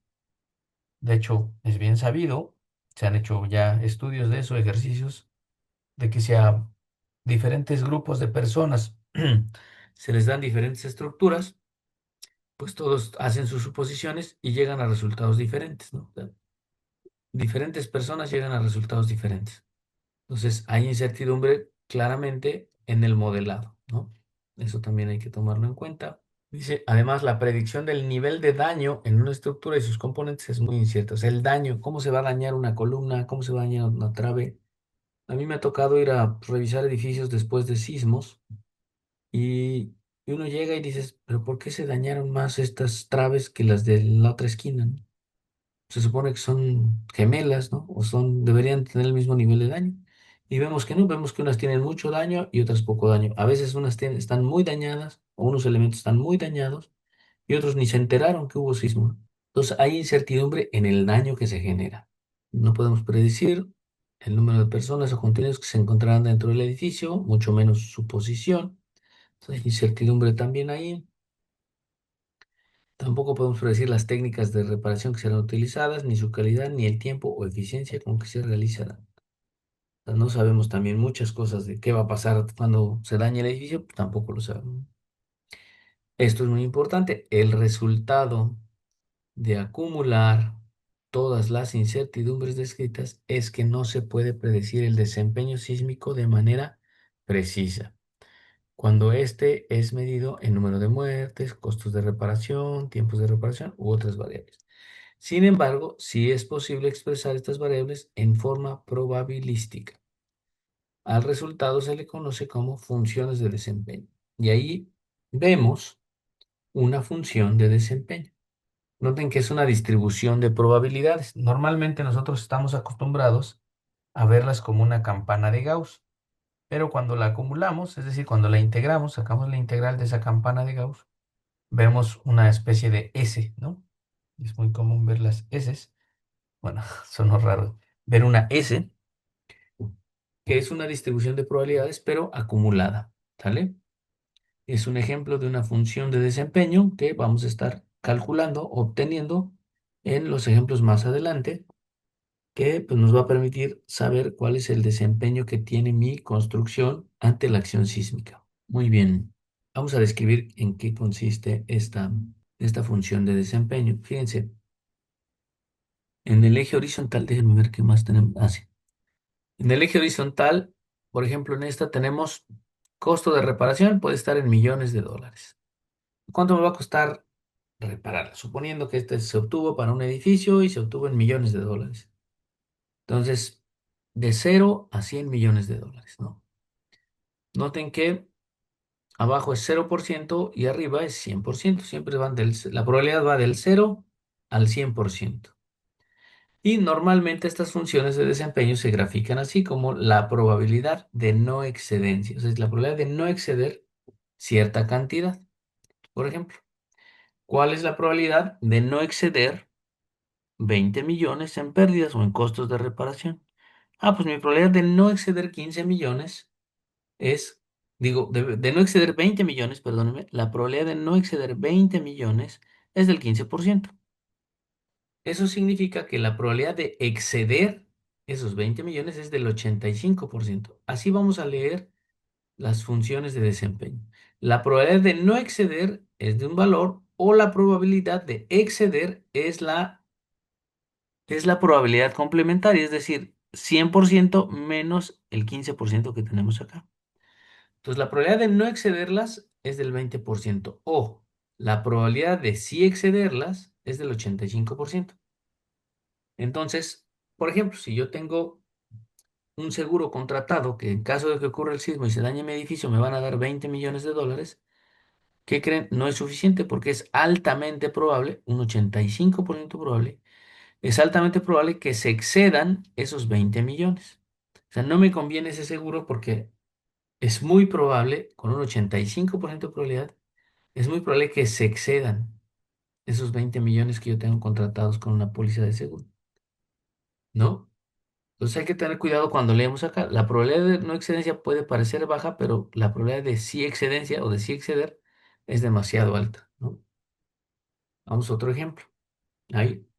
Ahora voy a decir, no, pues es que me están ofreciendo una de 60 millones. Creo que me conviene más, porque fíjense, ¿cuál es la probabilidad de no excedencia? 95%. ¿Cuál es la probabilidad de que se exceda? 5%. Ah, no, pues es muy poco probable que se excedan 60 millones. O sea, si llega a ocurrir ese sismo, pues mejor voy a contratar esta porque esos 60 millones que yo puedo cobrar me van a servir para reparar el edificio. ¿Por qué? Porque apenas tengo un 5% de probabilidad de que se excedan, ¿no? Es muy probable que no se excedan, que es un 95% probable que no se excedan. ¿Sale? Así lo leemos. ¿Cuál es digamos, la pérdida media o el costo esperado si llega a ocurrir el sismo? Pues en esta estructura, 30 millones. Así de sencillo, 30 millones, ¿no? ¿Por qué? Pues entro con el 50% de probabilidad, bajo y digo, ah, bueno, en promedio tengo que asegurar que tengo por lo menos 30 millones de dólares disponibles para, en caso de que ocurra el sismo, poderlo reparar. Si tengo más, obviamente es mejor, pero en promedio necesito eso. ¿Vale? Hay otro escenario que se llama escenario optimista. Si yo soy optimista, ¿cuánto me va a costar reparar mi estructura a la que le calculé esa función de desempeño? Si yo soy optimista, me tengo que ir con el 10% de probabilidad. Entro con mi función de desempeño y bajo y digo, bueno, si yo soy optimista, con 19 millones la hago. Entonces, a lo mejor la póliza de 20 millones que tengo me sirve si soy optimista. Pero si soy pesimista, tengo que entrar con el 90% de probabilidad. Choco con la curva y vean, necesito 50 millones. Entonces, la diferencia entre ser optimista y ser pesimista anda entre 19 y 50 millones. Entonces, nadie se va a quedar con el escenario optimista y tampoco nadie se va a quedar con el escenario pesimista. Pero sí nos sirve para tener un intervalo este, de valores que me sirven para tomar una mejor decisión. Bueno, ahí se ven el optimista, el pesimista y el medio, digamos, ¿no? O el esperado de 30 millones. Un ejemplo de aplicación donde se obtuvieron las funciones de desempeño de dos edificios, un edificio convencional, un edificio con aislamiento sísmico, sujetos a la intensidad sísmica base de diseño. Vean que en promedio el edificio aislado tuvo o se le estimaron pérdidas esperadas, esto es punto 2, esto es punto 1, es como el 5% de su costo de reemplazo en promedio, ¿no? O sea, quiere decir que el edificio aislado, noten que no son cero las pérdidas. El hecho de que esté aislado no significa que las pérdidas van a ser cero. Como les decía, en un entorno probabilístico, las pérdidas nunca son cero. Pero sí podemos comparar en términos relativos dos sistemas estructurales. Entonces, en este caso, el edificio aislado tenía o mostraba pérdidas muy bajas, ¿no? Por ahí del 5% del costo de reemplazo. Mientras que el edificio convencional mostraba pues cerca del 80%. Entonces, si es así, ¿en qué edificio prefieren estar? ¿En el que tiene pérdidas menores al 5% o cercanas al 80%? Pues obviamente el que tiene pérdidas bajas, ¿no? Entonces nos conviene más, en este caso, el edificio aislado. Bueno, hicieron unas flechitas. También siendo pesimistas, pues aquí, más bien optimistas, perdónme, las pérdidas son como del 2%, mientras que aquí son como del 55%. Si soy pesimista, las pérdidas aquí andan como en 15% contra el 100%. En todos los casos, medio, optimista, pesimista, pues siempre son menores las del edificio aislado que se estudió que contra el edificio convencional, ¿no? Bueno, voy a, déjenme ver qué hora es. Ok. Voy a hablar de los tipos de evaluación del desempeño sísmico y yo creo que ahí nos vamos a quedar y vamos a continuar los siguientes temas en la siguiente sesión. Entonces, ahorita voy a hablar de los tipos de evaluaciones que se consideran en esta metodología.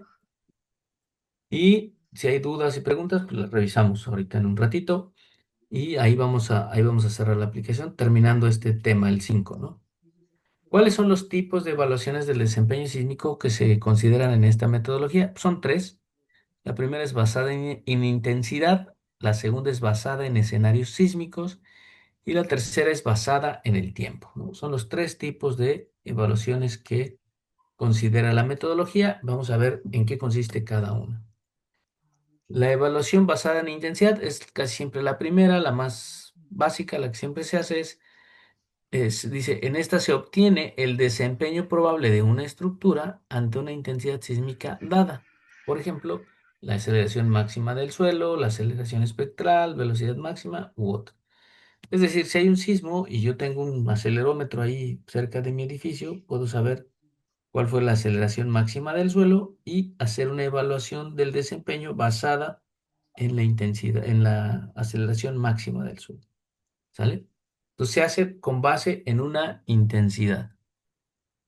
Esta evaluación ayuda a entender, por ejemplo, el comportamiento de una estructura sujeta a un movimiento sísmico similar a la capacidad de diseño de la estructura. O sea, si ustedes diseñaron para un espectro de diseño dado, dicen, ah, pues esa es mi intensidad de diseño, pues voy a hacer una evaluación basada en intensidad para saber cómo le va ante esa intensidad. La otra, les decía, es la evaluación basada en escenarios sísmicos.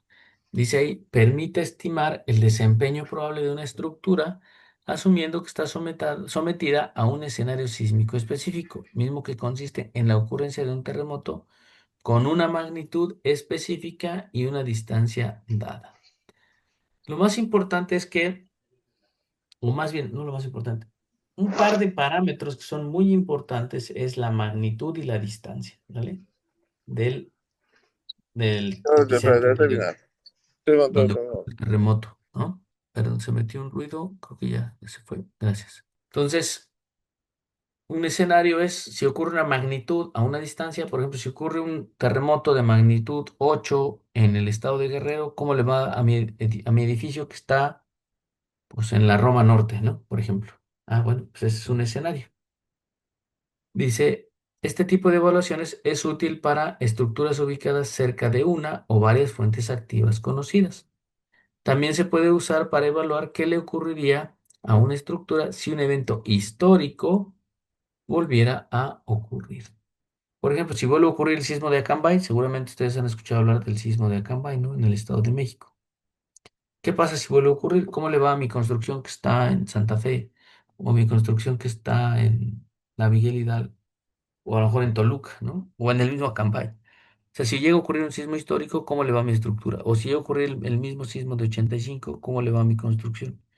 Entonces, nos ayuda a evaluar ciertos escenarios, ya sea magnitud, distancia o algunos movimientos históricos, como pues, alguno que ya haya ocurrido en el pasado. Y evaluación basada en el tiempo. Dice, permite estimar el desempeño probable de una estructura en un intervalo de tiempo específico, por ejemplo, en un año, en 30 años, en 50 años. Si yo voy a estar 50 años en una estructura, pues quiero saber cómo le va a ir, ¿no? En esos 50 años que voy a estar. O si la voy a rentar nada más por 10 años, pues quiero saber cómo le va a ir en 10 años. ¿Sale? Eso a veces es muy importante, el tiempo.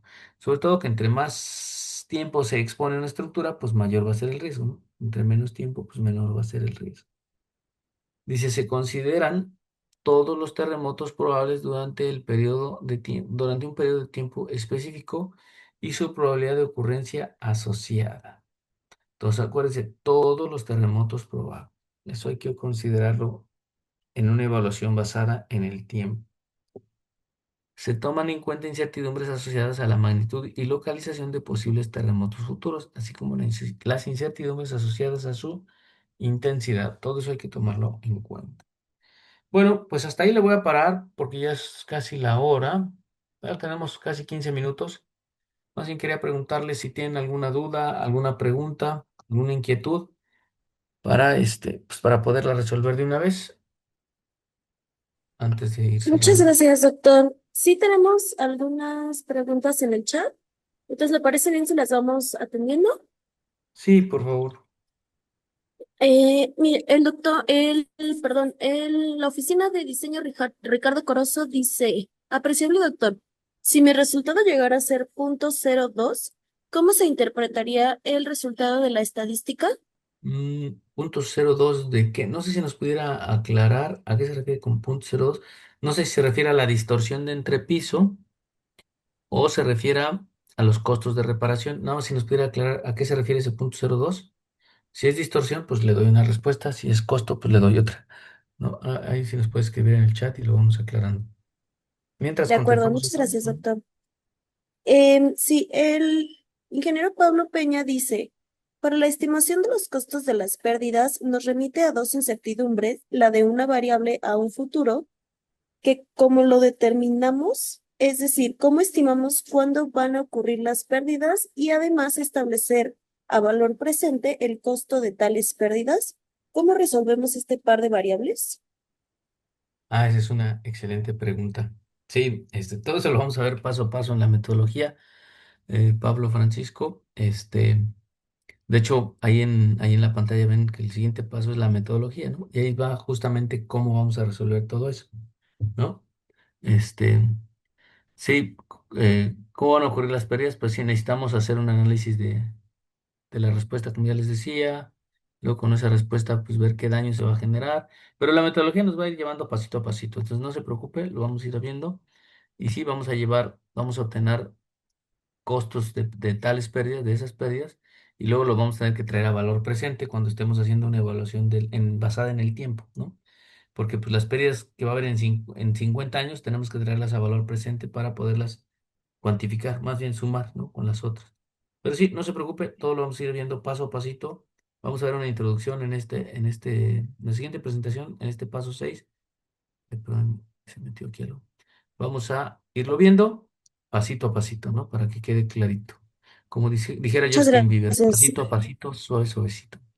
Sí, gracias. Muchas gracias, doctor. En la oficina de diseño, Ricardo Corozo ya nos dijeron que se refieren a distorsión. Muy bien. Si nos referimos a distorsión, obviamente una distorsión de 0.02, pues es una distorsión alta, ¿no? Alta dependiendo, ¿no? Si nuestra estructura fue diseñada con ductilidad baja, recuerde que el límite de la norma, bueno, depende si es un sistema a base de marcos o de muros. Si es de muros es altísima, ¿no? 0.02 es altísima, entonces esperamos daños muy importantes, ¿no?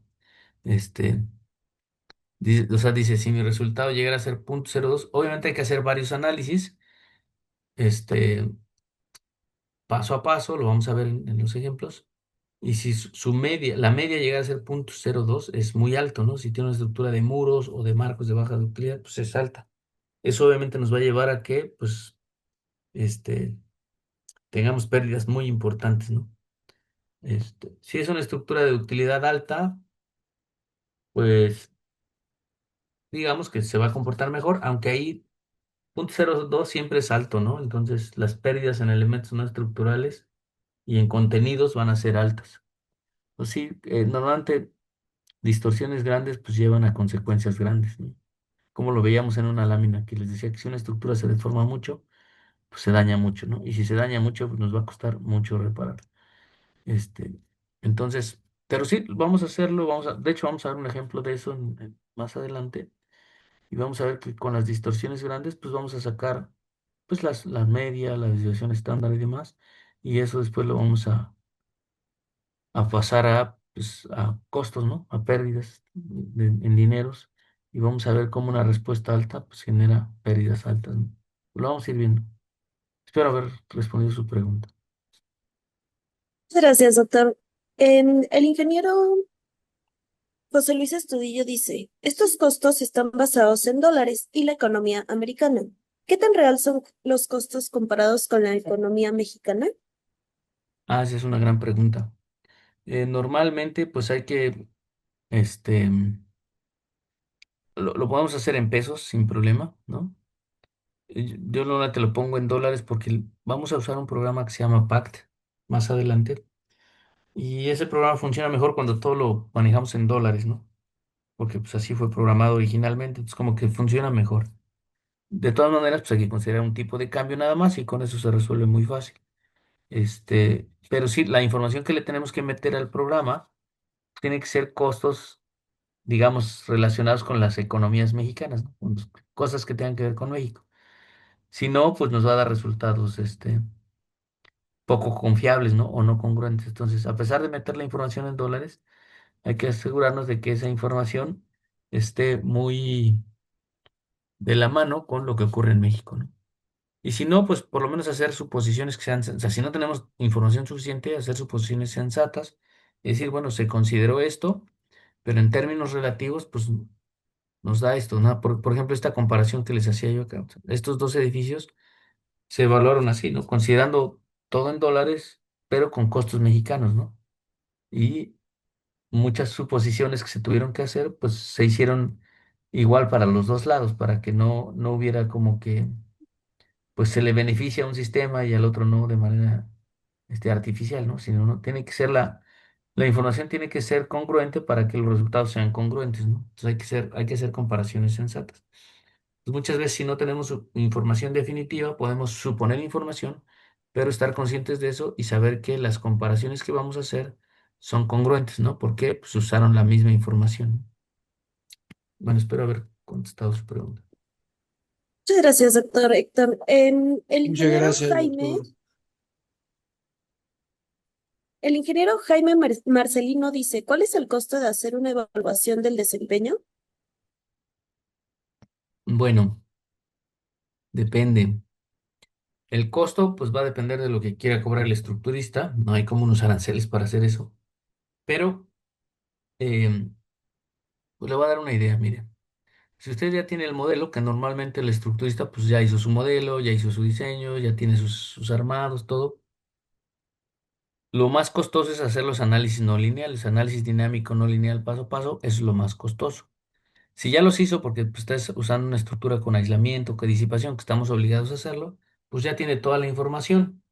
Entonces nada más es meterla pues, al programa PACT, que vamos a ver más adelante, y le da los resultados. Lo hace muy rápido en realidad, se va a tardar ahí depende de las suposiciones que hagamos, pero se va a tardar a lo mejor un par de minutos, ¿no? A veces se llega a tardar así exagerado una hora, ¿no? Puede llegar a ser si tenemos mucha información, pero pues no es tanto, o sea, básicamente es ordenar la información y capturarla en el programa para que pueda darnos resultados. Si no tenemos nada, pues sí es muy costoso, o sea, si apenas tengo un modelo preliminar, pues sí va a ser muy difícil yo llegar a estas funciones de desempeño, ¿no? Porque necesito hacer análisis dinámicos no lineales y los análisis dinámicos no lineales los puedo hacer cuando ya tengo los armados, ya tengo los detalles de los perfiles y demás, ¿no? Entonces, Pues sí, es tan costoso como cuánta información tengamos. O sea, si no tenemos nada de información, pues va a ser muy costoso. Pero si ya tenemos todo, pues va a ser muy barato, ¿no? Entonces, y puede ser un plus a lo que se genere aparte del diseño, pues una evaluación del desempeño, ¿no? Yo, la verdad es que me ha tocado de todo, o sea, se han hecho en México, sí se han hecho este tipo de evaluaciones. Hay veces que pues, se incluye en el diseño como nada más como para mostrarle al cliente la ventaja de usar un sistema u otro.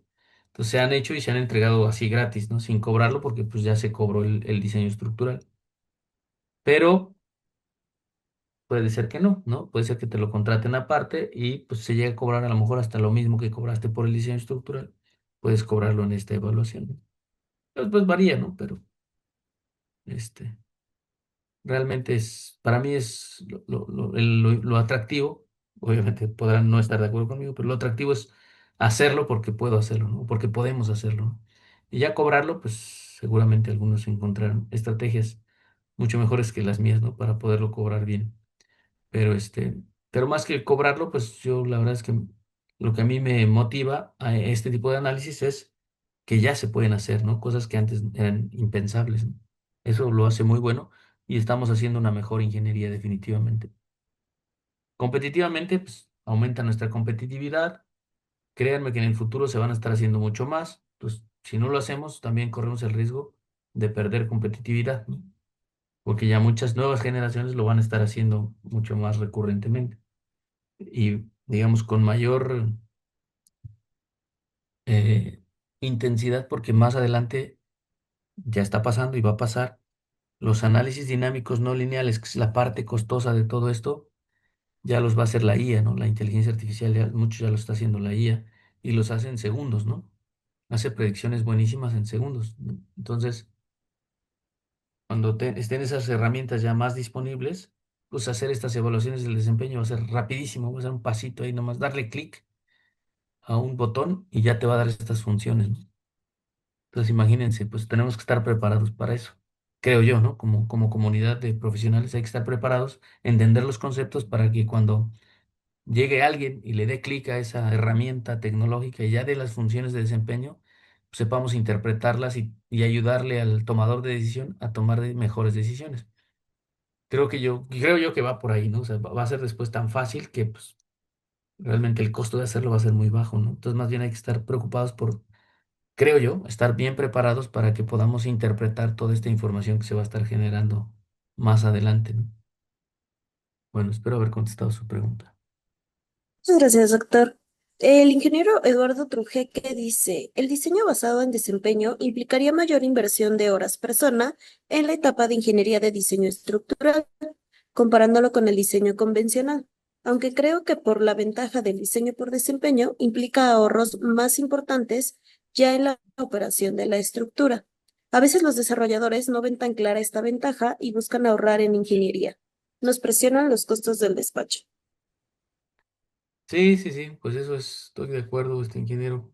Pero creo que si invertimos en, como les decía hace rato, ¿no? En capacitarnos más, en entender todos estos conceptos, después, vamos a poderle dar mejor servicio, ¿no? Y a lo mejor al, a la gente que nos contrate, pues nos va a contratar porque le damos una mejor ingeniería, le damos más información y a lo mejor le podemos cobrar mejor, ¿no? Pero sí estoy de acuerdo, ¿no? A veces quieren castigar todo. Pero también nos sirve también el poder entregar este tipo de funciones o de comparaciones, ayudarle a tomar una mejor decisión, ¿no? Para que él diga, ah, mira, o sea, a lo mejor el edificio aislado me cuesta lo mismo, pero sus consecuencias son mucho más bajas, ¿no? Pues vámonos por el aislado. Y como ellos ya lo van a tener así clarísimo, pues ya no les va a costar trabajo tomar una decisión. Pero el problema es de que no tienen esa información, pues es que toman a veces una decisión un poco a ciegas, ¿no? Pero como nosotros se las podemos ya dar, seguramente les vamos a ayudar a que tomen una mejor decisión y pues mejor digamos, vamos a ser más competitivos, creo yo. Esa es la clave, ¿no? Muchas gracias, doctor. El ingeniero Juan Carlos Delgado dice, la metodología FEMA solo lleva conceptos de costos de reparación, pero en el escenario real lleva más costos, como costos de renta, costos de pérdida de operación, costo de valor de la empresa, pérdida de mercado, daño en la economía. Es decir, otro método sería interrupción de negocio con costo total de propietario. Gracias, Juan Carlos. La verdad es que se puede incluir, todo eso se puede incluir en la metodología, ¿no? O sea, sí, sí hay manera y vamos a ver algunos ejemplos, pero no solo es el costo de reparación per se, del reparar los materiales, sino se pueden meter el costo como dices, de la renta, de la pérdida de operación, todos esos valores de la empresa, todo eso se puede meter, se cuantifica y obtenemos, digamos, más información que le es útil al tomador de decisiones. La verdad es que la metodología se puede, de la metodología se puede tener muchísima información. Digamos, estas curvas que vemos aquí solo son la primera parte de mucho que se puede obtener, ¿no? Y la verdad es que es muy bonita porque nos permite llegar hasta donde queramos, ¿no? Eso es lo bonito. Pero lo vamos a ir viendo y vamos a ver algunos casos con mucho gusto. Muchas gracias, doctor. El ingeniero Raimundo Verdeja dice, ¿qué impacto tiene en la metodología FEMA un escenario como el ocurrido con el sismo de 2017 del tipo intraplaca que, según tengo entendido, modificó el espectro de diseño con el que se contaba originalmente? En otras palabras, ¿hay algún factor que considere eventos inesperados dentro de mis parámetros considerados? Y por otro lado, ¿esto implica cambio de costos y probabilidades que originalmente se le presentaron a los inversores? Gracias por su pregunta. La verdad es que el sismo de 2017 no cambió el espectro de diseño porque ya estaba considerado, ¿no? Ya estaba considerado. De hecho, este, no sé si se enteraron, seguramente algunos sí. La norma ya se iba a publicar en esos días, la norma de 2017, justamente, pero por algunas razones ahí, más bien políticas, no se había publicado. Y fue el sismo el que ayudó a que ya se publicara, pero ya no se hicieron cambios porque ese sismo ya estaba considerado en los escenarios que podían ocurrir, ¿no? Y digamos, ya se fue así, ya no se cambió, ¿no? Porque ya estaba considerado. Y sí, como dice, hay incertidumbre, claramente hay mucha incertidumbre, pero eso lo considera la metodología. O sea, hay sismos que se van a presentar y pues sismos que ni sabemos que se van a presentar a lo mejor, pero digamos, hay manera de incluirlo porque hay manera de incluir la incertidumbre que hay, ¿no? No siempre, o sea, también digamos, el nivel de incertidumbre es importante también, o sea, no es lo mismo considerar una incertidumbre de un valor más o menos 20% que más o menos 50%, ¿no? O sea, hay que ser sensatos con la incertidumbre. Si yo evalúe para una intensidad sísmica, como está aquí en la pantalla, de 0.27 de G, más o menos un 20 o un 30%, y luego me llega un sismo del doble, pues ahí sí, digamos que la incertidumbre, que yo consideré, pues se quedó corta, ¿no? O sea, sí, sí se puede considerar sin problema la incertidumbre, pero hay que considerar una incertidumbre, digamos, honesta, sensata, y esta metodología nos da recomendaciones, ¿no? Nos dice que en ciertos casos hay que considerar una incertidumbre alta y en otros casos una incertidumbre baja. Pues todo depende de cómo vamos a hacer las cosas, ¿no? Lo vamos a ver, pero hay recomendaciones para ello. Y sí, pues hay siempre incertidumbre y hay que considerarla, ¿no? Y hay que ser sensatos con la incertidumbre para que obtengamos resultados congruentes. Pero lo bueno de eso es que nosotros mismos cuando empecemos a hacer evaluaciones lo podemos evaluar, podemos decir, a ver, si ya tengo estas dos curvas, ¿qué pasa ahora si yo aumento la incertidumbre? ¿Qué pasa si en lugar de 0.27 voy a tener, no sé, una incertidumbre del 50%? Es más, una del 100%, ¿no? ¿Qué pasa si la intensidad sísmica es del doble, ¿no? Entonces, ¿cómo se me va a ver eso reflejado en estas curvas, en estas funciones de desempeño? Entonces, entre más incertidumbre, lo que vamos a ver es que más se acuestan, ¿no? Más acostadas se van a ver, más horizontales. Y eso pues va a hacer que a lo mejor aquí esto crezca, se vaya hacia arriba, esto se vaya hacia abajo, o sea, se vuelven más horizontales. Una incertidumbre total donde no sé nada qué va a pasar, esto sería una curva horizontal totalmente, ¿no? Que pues, digamos, lo esperado es que tengamos cualquier pérdida porque no sabemos nada. O sea, si no supiéramos nada, estas curvas serían horizontales. Si supiéramos mucho, ¿no? Si fuéramos algo así como un dios de los sismos, diríamos, esta curva es vertical, ¿no? ¿Por qué? Porque yo lo sé todo con tanta precisión que la curva es vertical, ya sé que exactamente va a ocurrir esto, ¿no? Entonces la incertidumbre lo que nos va a ayudar es a obtener curvas o más acostadas o más verticales, ¿no? Pero pues vamos a poderlo introducir de manera transparente, clara, para ver los efectos en estas curvas y entonces ver que podamos tomar mejores decisiones, ¿no? Eso es realmente lo bonito, ¿no? Que es muy claro cuando tenemos mucha incertidumbre o poca incertidumbre. Bueno, espero haber ayudado con a aclarar un poco la duda. Muchas gracias, doctor. Y finalmente, el ingeniero Víctor dice, es correcto, doctor. En Python se pueden hacer códigos para análisis no lineal súper rápidos, pero lo que nos explicaba el otro día es que por ahora es solo para investigación, no para diseño. Sí, sí, Víctor, ahorita pues están haciendo investigaciones en México y en todo el mundo, ¿no? Relacionadas con eso. Ahorita pues toca hacerlos a manita y yo creo que va a ser así pues, unos entre 5 y 10 años más, ¿no? Después de 10 años yo creo que va a cambiar mucho las cosas. Entonces, pero además el tiempo se pasa muy rápido, o sea, les voy a decir una cosa, en 2017 fue el sismo, el próximo año se cumplen 10 años. O sea, créanme que el tiempo vuela, ¿no? O sea, imagínense, ya el próximo año van a pasar 10 años del sismo de 2017. Y en 10 años, ustedes lo han visto, la inteligencia artificial va a cambiar muchas cosas, ¿no? Yo creo, también es una opinión, pero yo creo, a lo que he visto, es que ha madurado mucho la inteligencia artificial y muchos análisis que se hacen a manita ahorita, digamos, bueno, no a manita, sino de análisis uno por uno en un programa de análisis estructural y detallando y todo. Ahora se van a hacer en segundos, ¿no? Yo estoy seguro que en 10 años ya se van a hacer así, ¿no? Porque pues cada vez está habiendo más información y los modelos de inteligencia artificial se están entrenando cada vez con más datos, ¿no?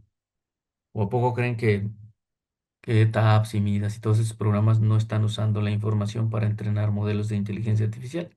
Sería muy ingenuo creer que no lo estén haciendo, ¿no? O sea, realmente están usando mucha información, diseños que se generan todos los días por empresas de todo el mundo, despachos de todo el mundo, para entrenar modelos de inteligencia artificial. ¿Para qué? Pues para que en unos años sea mucho más rápido.